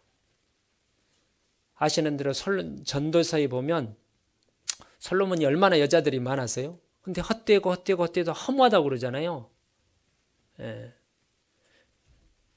심령으로 하나님이 주시는 심령으로 낙을 누리는 것보다 나은 것이 없나니 이것도 본즉 하나님의 손에서 나는 것이라다. 그러니까 아내를 사랑하는 마음, 아내도 남편으로 사랑받는 게 하나님으로부터 받아서 이제 전달을 하는 거니까 내가 복음을 위해서 더 열심히 사는 거를 살려야 되고, 아내가 그것을 남편이 서로 도와줄 때 부부 사이가 더 이렇게 돈독해질 거라고 성경은 말합니다. 그래서 예를 들어서 내일부터 이제 집회가 있으면 한 주간이 이제 우리가 좀 평소보다는 더 수고하게 되잖아요. 시간도, 잠자는 시간도 줄게 되고 몸도 피곤하게 되고. 근데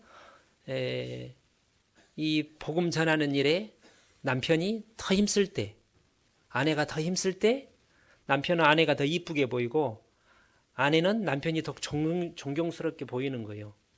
육신은 그걸 싫어하겠지만, 아시는 대로 에스더서 5장에 보면 죽으면 죽으리라고 하고 탁 하고 그 아수르 왕함에 나갔을 때 아수르 왕이 딱 보니까 심히 사랑스럽게 보였다고 되어 있어요. 호를 내밀었어요. 그 하나님이 주신 마음입니다. 베드로전서 4장에 이게 봉사할 때 많이 인용하는 말씀인데, 육신의 고난을 받은 자가 죄를 그쳤음이니, 그런 말씀이 있어요. 그러니까 육신이 편하면 행복할 것 같은데 복음을 위해서 육신 고난을 받을 때, 교회를 위해서 더 봉사하고 수고할 때 죄를 그친단 말은 육신의 본성이 잘 안 나온다는 거예요. 그러니까 주님을 멀리 주님과 복음을 위해서 점점 멀어지면서 우리 남편이 나에게 잘해주기를 바란다. 처음에는 잘해줄 것 같은데 남편이 그 약속을 못 지키는 거예요. 이제 딴 데에 관심을 돌리는 거예요. 이제 그 영혼이 만족이 안 되니까, 우리 영혼은, 거듭난 영혼은 하나님께서 주신 은혜로 만족이 평안히 누려져야 되는데 그게 안 되니까 이제 잘못하면 다른 여자 쳐다볼 수 있는 거예요. 몰래. 그러겠죠. 그리고 또 하나, 예수님께서 인자가 온 것은 섬김을 받으려 함이 아니라 섬기려 하고 도리어 자기 목숨을 많은 사람의 대성물로 주기 위해서 오신다고 그랬잖아요. 결혼을 할 때 보통은 이제 기대를 합니다. 우리 형제가 결혼한 어떤 청년이, 우리 형제가 나를 아껴주고 사랑하겠지? 뭐 그런 기대가 뭐 크게 틀린 건 아니죠. 우리 자매가 나를 잘 도와주겠지? 그렇게 해주면 다행인데 안 할 때는 어떻게 하겠냐는 거예요. 그래서 결혼을 할 때 마음 자세가 섬김을 받으려고 하기보다 내가 섬기기 위해서. 근데 섬긴다는 말이 무슨 뜻일까요? 섬긴다는 말이 여러 가지로 생각할 수 있지만 어떤 그 책에서 보니까 섬긴다는 말이 상대방의 필요를 채워준다, 그런 의미를. 예를 들어서 예수님은 우리의 필요를 채워주기 위해서 이 세상에 오셨어요. 죄인들에게 가장 필요한 것은 죄를 용서해 주는 거예요. 그것을 위해서 예수님이 희생을 하셨죠. 우리가 필요한 것은 죄를 용서해 주는 일인데 예수님이 자꾸 먹을 것만 주고 병도 고쳐주고, 근데 이 죄는 용서 안 해줬어요. 그럼 우리를 섬기는 게 아니잖아요. 부모를 섬긴다고 할 때 부모님 용돈이 필요하면 용돈을 줘야 되는 거고, 용돈은 이렇게 넉넉하고 나랑 좀 아들아 며느라 나랑 좀 얘기 좀 하자, 이렇게 좀 밥 좀 같이 먹자, 그럼 그 부모님의 필요를 채워줘야 되잖아요. 아이들을 섬긴다는 말도 아이들이 필요한, 내가 원하는 게 아니라 아이들이 필요한 것을 도와주는 것처럼 우리 남편이 필요한 것, 아내가 필요한 것, 뭘 원하지? 그러니까 내가 하고 싶은 게 아니라 아내가 원하고 남편이 원하고 필요한 부분을 채워주는 것, 그게 희생이죠. 그러니까 그러려면 연구를 해야 돼요. 뭐가 필요하지? 그러잖아요.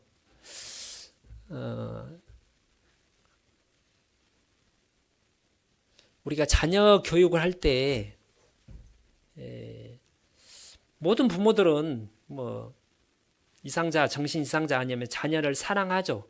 근데 그 사랑이 올바른 지식의 바탕을 자녀에 대해서 이렇게 올바로 못하면 자녀를 오히려 이렇게 상처를 주고 자녀 삶을 망가뜨릴 수 있잖아요. 제가 아는 우리 친지 중에 재혼도 안 하고 6.25 직후에 그 아들과만 살았는데 아들을 너무 이렇게 오냐오냐 해가지고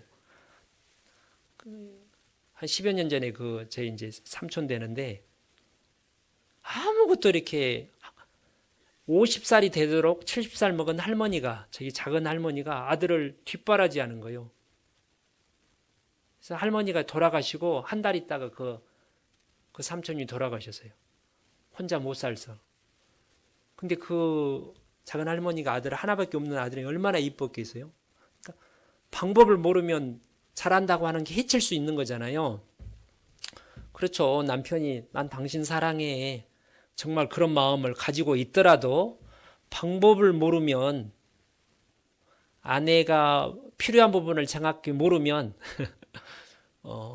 엄한데 긁을 수 있겠죠. 엄한데 긁고 오히려 그게 아내에게 문제를, 상처를 줄 수가 있겠죠. 그래서 아내가 필요한 부분을 뭘 원하는지 들어보고 또 책을 보고 연구도 하고. 그래서 제가 위에 복사를 해놨는데요. 저도 이 분야의 뭐 전문가는 아니잖아요. 더 좋은 글이 있어서 근데 안 가져왔습니다.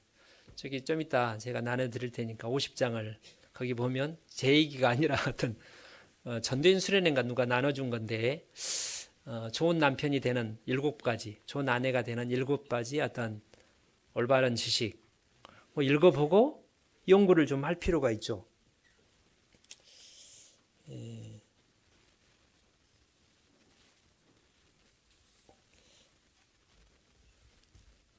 누가복음 10장에 보면 선한 사마리아인 비유 아시죠? 선한 사람이 예수님입니다. 강도 만난 자를 예수님이 와가서 다가와가지고 포도주와 기름으로 그 상처를 싸매어주고 이제 응급처치해가지고 살려서 주막으로 데려갑니다. 그리고 뭐라고 그래요? 데나리온 2를 주면서 내가 올 때까지 잘 보살펴 달라. 그게 이제 교회이기도 합니다. 근데 그 말씀을 오늘 아침에 생각하다가 그게 뭐 교회이기도 하지만 그게 우리 남편들에게 자매를, 내 하나님 입장에서는 내 딸을, 예수 그리스도 입장에서 내 신부를 네가 잘 보살펴달라, 돌보아달라. 내가 돌아오면 큰 상으로 갚아주겠다. 그러니까 우리가 구원을 받았지만 구원받기 전에 온전치 못한 성품도 있고 구원받기 전에 받은 상처도 있고 다 바뀐 게 아니잖아요. 생명을 소생한 거지. 누가 돌봐주겠어요? 하나님은 직접 하기도 하지만 남편을, 아내를 통해서 남편과 아내를 도와주는 거죠. 그럼 맡겼다는 생각을 해봤습니다.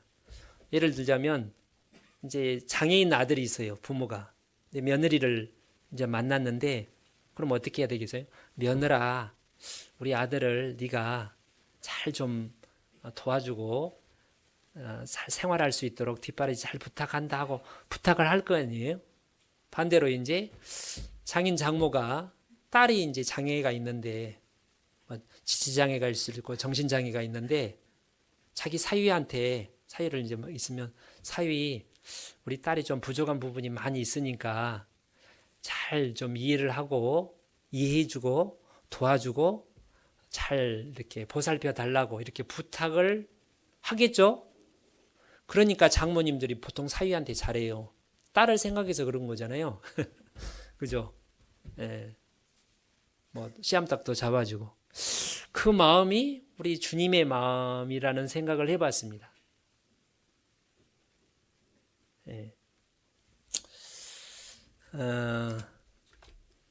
신명기 6장을 보겠습니다. 신명기 6장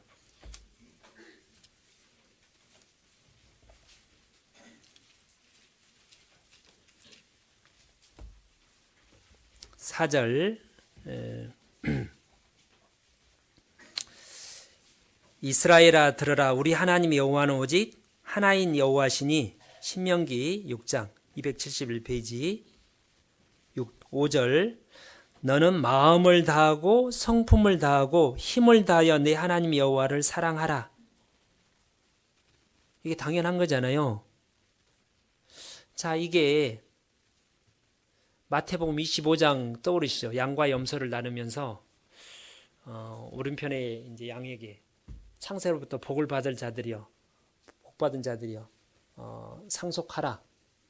내가 줄일 때 먹을 것을 주었고 입은 것이 없도 입혀주었고 내가 병들을 때 나를 찾아왔고 감옥에 있을 때 나를 찾아봤다. 언제 그렇게 했습니까?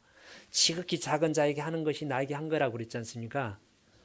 지극히 작은 자가 모든 사람들인데 가장 옆에 하나님이 나에게 붙여주신 이 세상에서 가장 가까운 내 배우자 그를 마음을 다하고 목숨을 다하고 힘을 다하고 온 힘을 다해서 사랑하라. 이 말이 돼요 안 돼요? 저는 주님을 마음을 다하고 목숨을 다하고 온 힘을 다해서 사랑하고 싶어요. 그래서 하나님의 사랑을 받고 싶어요. 그래 하나님이 기뻐하겠죠. 기뻐하시는데 그래 먼저 내 아내에게 그렇게 해. 더 아끼고 사랑하고 자매님들이 나 신랑에게 우리 형제한테 잘 순종하고 마음에 안 들더라도 항상 복종하고 예하고 싹싹하게 이렇게 친절하게 잘 대해. 그렇게 하는 게 맞아요 틀려요?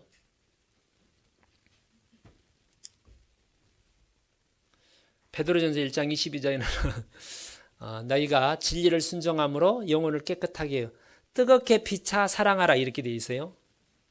우리가 이제 형제자매 뜨겁게 사랑하는데 그래서 노력을 해야 되죠. 근데 가장 가까운 형제 자매 이웃이 남편과 아내라는 거예요. 자식도 되고 부모도 되고 되지만 다른 사람은 사랑하는데 형제자매 구역 형제도 사랑하고 뭐 같은 부서의 자매님도 사랑하는데 형제에게 아내에게는 그렇게 안 한다. 그러면 정말 이게 이제 좀 모순되잖아요. 그죠? 이게 이렇게 아까 사랑하라는 게 이제 의지적인 노력이라는 거예요. 보고 싶고 막 그런 감정도 물론 포함이 되겠지만 예수님이 우리를 막 보고 싶은 거 뭐 보고 싶었죠. 우리를 아끼고. 근데 실제로 예수님이 자기 자신을 처복종시켜서 십자가에 죽기까지 자기를 내어주신 것이 사랑인 것처럼 순종하기 어려운데 순종하는 게 자기 자신을 죽이는 거예요. 그게 주님을 사랑한 거고 주님께 사랑을 받겠죠. 아내가 자매가 이제 사랑할 만하지 않은데 사랑하려면 자기를 쳐 복종시켜야 되는 거예요. 기도해야 되고.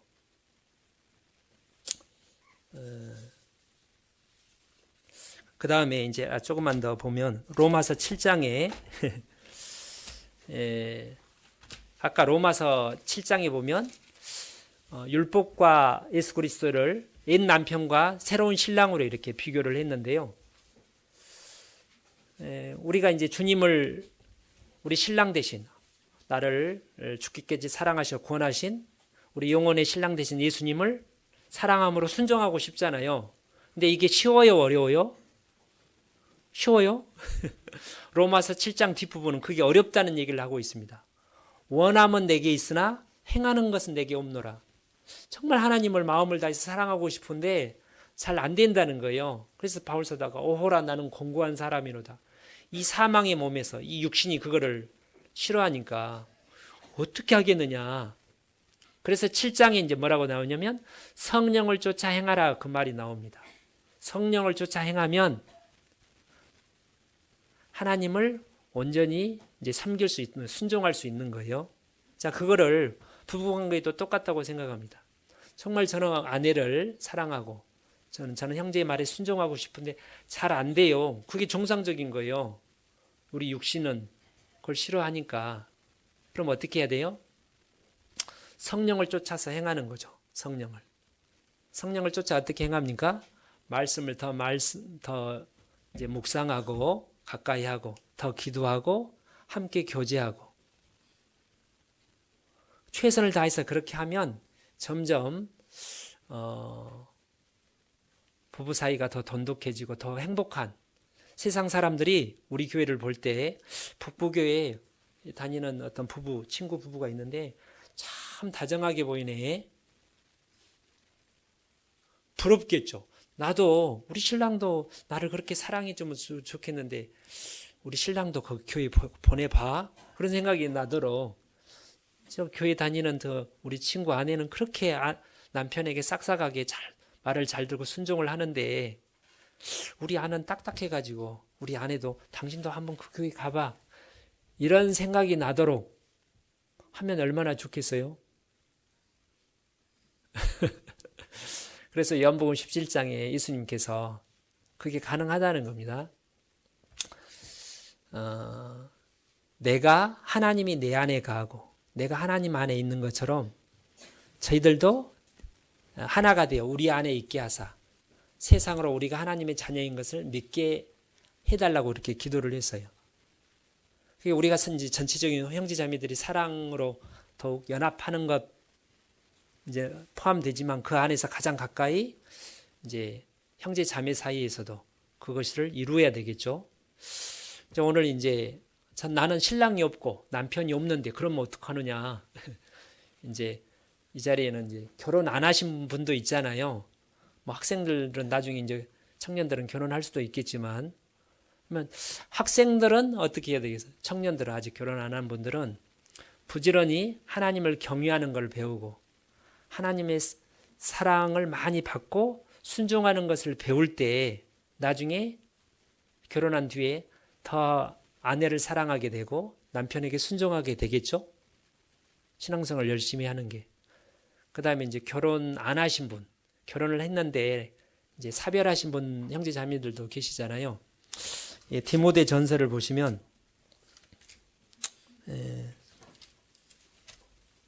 디모데 전서 5장에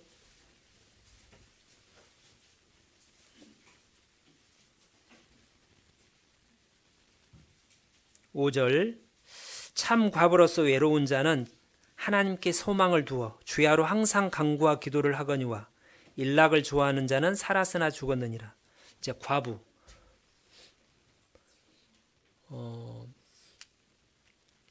나는 사랑하고 싶어도 사랑할 아내가 없고 나는 순종하고 싶어도 순종할 남편이 없다. 이제 서운하죠. 화장할 텐데 이제 우리 육체가 있으니까 하나님께서 육신의 배우자를 주셨고 아들, 형제들 이렇게 가족들을 주셨는데 참된 우리 영혼의 신랑이 예수님이니까 정말 그러니까 바울 사도는 우리보다 훨씬 더 행복했어요. 그렇죠? 바울 사도가 이렇게 결혼을 안 한 걸로 보입니다. 아내가 없고 자식들도 없는데. 부러워있다. 그렇게 안 돼 있어요. 그래서 정말 이렇게 물론 좀 뭐 외로운 부분도 있을 수 있지만 그랬잖아요. 여기 외로운 자는 외롭다고 돼 있어요. 외롭지 않다는 게 아니라 외롭지만 우리 영혼의 신랑 대신 예수님을 더 가까이 하고 예수님께 어떤 은혜를 받으면 오히려 결혼해서 함께 부부가 돼서 사는 분보다 혼자 온전히 주님께 헌신할 수 있다고 고린도서 7장은 말합니다. 그래서 고린도 7장에 보면 볼까요? 고린도서 7장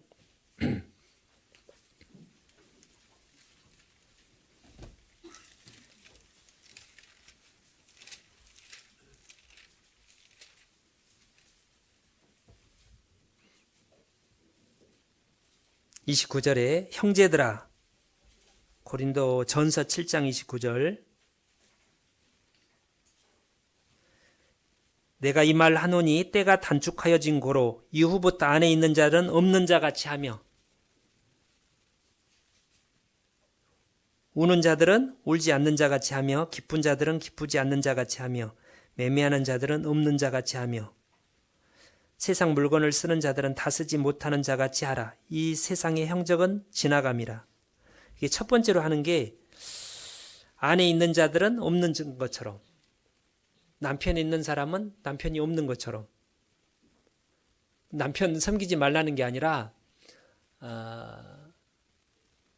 남편 아내 섬긴이라고 그 하나님 섬기는 거를 이렇게 소홀히 하면 장애를 받으면 안 된다는 얘기를 하면서 이렇게 하시는 말씀인데요. 그러니까 이제 요즘 우리 신혼부부 있잖아요. 너무 이렇게 티를 내면 안 되는 거예요. 그 좀 모순되게 보기는 하는데 저절로 뭐 드러난 거에 상관없지만 이렇게 이제 글쎄요, 이거는 제 개인적인 사견이면 성경은 아니고 어디 이제 야외 교제 갔을 때 이렇게 그때는 그러니까 멕시칸들은 자리에 앉아도 부부가 대부분 앉아요. 꼭 붙어가지고 불안해서 그런 거예요. 제가 보니까 진짜 항상 그래서 이제 뭐 집에 있을 때 이제 붙어 있었고 두 분이서 뭐 여행을 할 수는 있는데 야외 교제 갈 때는 좀 떨어져 가지고 그때라도 뭐 그때도 딱 손잡고 가면 야 인꼬 부부다 뭐 그럴 수도 있는데 또 이제 혼자 있는 부분도 있으니까 좀 다른 분하고 이렇게 어울리면서 평소에 가까이 하시니까 그렇게 하면 좋지 않을까 그런 생각이 들었고요. 여기 33절에 32절에 너희가 염려 없기를 원하노라. 장가 가지 않는 자는 주의 일을 염려하여 어찌하여 주를 기쁘시게 할꼬 하되 장가 간 자는 세상 일을 염려하여 어찌하여 아내를 기쁘게 할꼬 하여 마음이 나누이며 시집가지 않는 자와 처녀는 주의 일을 염려하여 몸과 영을 다 거룩하게 하되 시집간 자는 세상 일을 염려하여 어찌하여 남편을 기쁘게 할꼬 하느니라. 정말 혼자 사는 분이 바울 사도처럼 정말 온전히 주님만 섬기면 결혼해서 사는 분보다 더 잘 살 수 있다는 거예요. 결혼하면 아무래도 주님을 섬기는데 애가 울지 보통 청년들이 이렇게 전해 보니까 막 교제를 하는데 전화가 와요. 자매님한테 언제 와요? 기다려. 그러니까 이해는 되는데 다른 청년들은 다 이렇게 교제를 하는데 딱 눈치 보고 싹 빠져나가고 그게 이제 죄는 아니지만 그럴 수 있다는 거죠. 그 말은 그래서 나는 이제 어차피 우리 모두가 혼자가 되는 거예요. 저도 언젠가 호라비가 되든지 우리 자매도 과부가 되겠죠. 병은 어차피 사람들은 죽는 거잖아요. 이 세상에 잠깐 이제 하나님 허락하셔서 부부의 인연으로 사는 거지. 천국 가면 다 이제 뭐 거기 부부끼리 가족끼리 모여 사는 게 아니니까 하나님, 성부 하나님이 우리 아버지고 예수님이 우리 영혼의 신랑이니까 그 예수님만 바라보고 살면 하나님이 위로해 주신다는 거죠. 그리고 저는 이제 우리 아버지 돌아가실 때 우리 아버지 목까지 내가 살아야 되겠다 이렇게 제가 생각을 해서 실제로 그렇게 했거든요. 군 받자마자 돌아가셔서 그것도 저 때문에. 그래서 이제 형제가 먼저 갔다. 그러면 형제 목까지 내가 더 열심히 살아야지. 그럼 천국에서 형제님이 볼 거 아니에요. 이제 형제님 혼자 사는 분이라면 우리 자매 먼저 간 자매 목까지 내가 열심히 살아야지. 그걸 기억하고 열심히 살면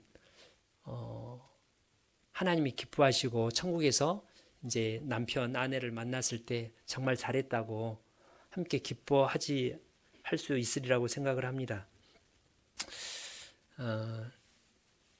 제가 오늘 영상을 하나 틀어주고 싶었는데 그건 이제 시간이 없고요. 제가 지난번 낮 집회 때 인연이라는 그 이선희 노래를 제가 그 어머니 낮 집회 때 한 부분을 2분 동안 틀어줬어요. 나중에 한번 들어보세요.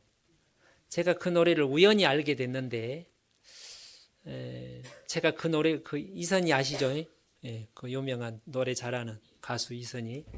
그게 이제 자기 옛날 애인을 생각하면서 지은 것 같아요. 그 가사가 이선희라는 가수가 작사 작곡했답니다. 그를 다시 만날 수 있다면 이제 절대로 나를 보내지 마세요. 너무나 당신을 만났을 때 영원히 행복한 시간이었어요. 이렇게 이제 그 가사가 그렇게 되어 있어요. 제가 그걸 보면 누가 떠오르겠어요? 첫사랑이 떠오르는 게 아니라 지금 하나님이 나에게 붙여주신 제 옆에 있는 우리 자매를, 바로 옆에 있는 형제를, 이게 100년도 아니고 10년, 1, 몇 년이 될지도 모르잖아요. 그 짧은 시간, 아까 말씀드린 대로 온 마음으로, 온 힘으로 하나님이 운명처럼 맺어준 옛날 사람 기억하지 말고요. 지금 있는 하나님 맺어주신 그 형제님, 자매님이, 남편과 아내가 내가 마음을 다해서 목숨을 다해서 사랑하고 섬길 그 하나님이 정해주신 짝인 거예요. 그렇게 하면 행복하다는 거예요. 근데 세상 사람들은 노래방에 가서 자기 아내를 두고 자꾸 다른 제3자를 이렇게 만족이 안 되니까 그런 건데, 그 사람 만나서 살아봐도 또 더 불만이 많을 거예요. 그잖아요.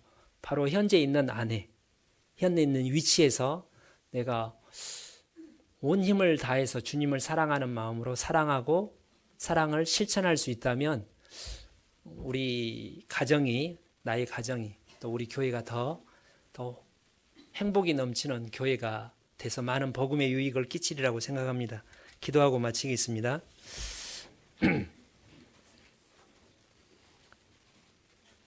하나님 감사드립니다. 우리의 영혼의 신랑 되신 주님께서 그 옆구리에 창이 찔리심으로 깊은 잠을 잤던 아담과 같이 죽으심으로 우리 영혼을 구원하시고 늘 저희를 위해서 중보자로서 기도하시며 우리를 보살펴 주신 은혜에 감사드립니다.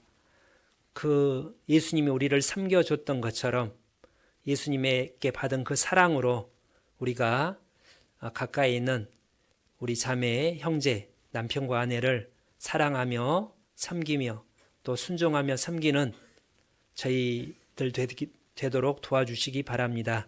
내일부터 있게 될 두 번째 대집회에 많은 분들이 기도하며 전도하며 함께 교제하고 있습니다. 하나님, 말씀을 맡으신 유상성 목사님께도 우리 주님의 마음으로 담대히 능력과 지혜 주셔서 힘있게 증거하도록 도와주시고 이 일에 모든 우리 성도들이 한마음으로 참여함으로 귀한 복음의 열매를 맺는 것을 볼 수 있도록 도와주십시오. 우리 구주 예수님 이름으로 기도 올립니다. 아멘. 은혜 찬송 282장입니다.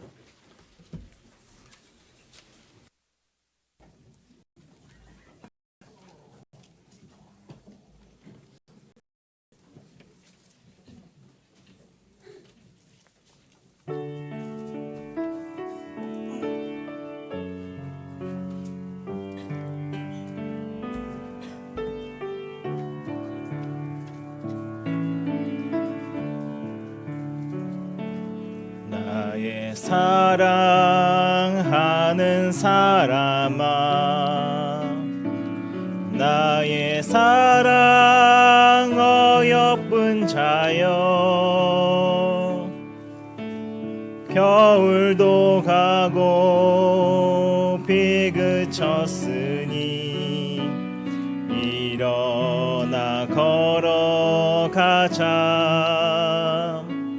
동산에는 예쁜 꽃 피고 작은 새들 노래 부르니 나의 사랑 어여쁜 자여, 일어나서 함께 가자. 주님 계시는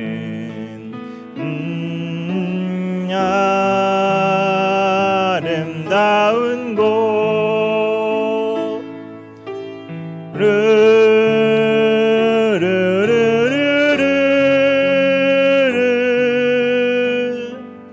우리 모두 함께 가자. 우리 모두 주님 안에서 사랑으로 맺은 형제니, 고난이 오고 시험 닥쳐도 손잡고 함께 가자. 우리 주님 우리를 향해 서로 사랑하라셨으니, 우리 서로 사랑하며 손을 잡고 함께 가자. 돌아갈 고향 주님 계신 곳,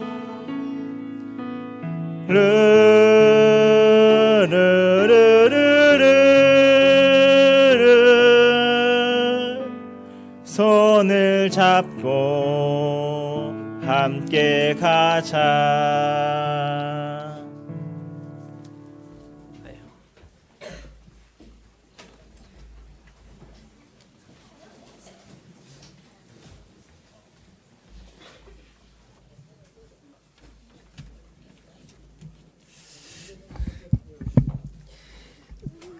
예, 우리 지금까지 많은 형제자매님들이 함께 기도 가운데 준비했던 대전도 집회가 이제 내일 바짝 다가왔습니다.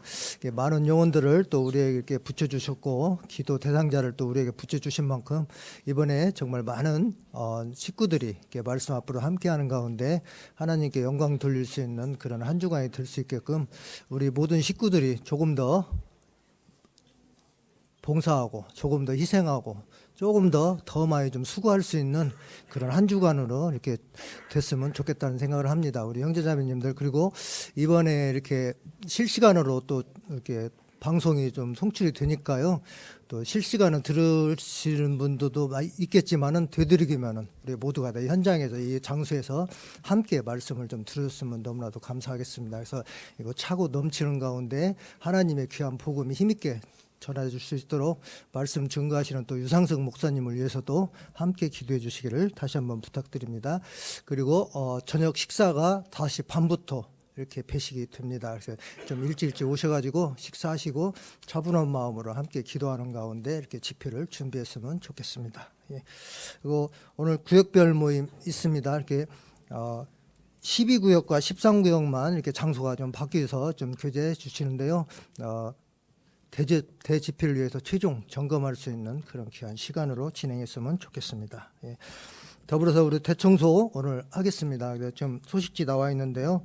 봉사에는 우리 대강당 전구 좀 교체하고 또 우리 또 화장실 또 설비 좀 이렇게 좀 우리가 점검해야 될 것이 좀 있거든요. 봉사에서 좀 맡아주시고, 어머니에서는 2층 식당 및 주방 하겠습니다. 그리고 청년위에서는 주차장 주변 및 이렇게 교회 이렇게 거미줄 그런 제거 좀 청년위에서 좀 깔끔하게 좀 해주시기를 부탁드립니다. 그리고 서적부 광고 계속 지금 드렸는데 오늘 아까 찬양 좀 없으셔가지고 좀 이렇게 좀 찾으신 분들 계시는데요. 찬송가 합본 지금 판매하고 있습니다. 그래서 17,000원에 판매하고 있으니까요. 좀 많이 좀 구매해 주셔서 이렇게 함께 좀 이렇게 찬양도 좀 같이 부를 수 있도록 협조해 주시기를 바라겠습니다. 예. 우리 올해의 목표 같이 구호 외쳐보시고 광고 마치도록 하겠습니다. 복음에 합당하게 고난받자. 네, 광고 마치도록 하겠습니다.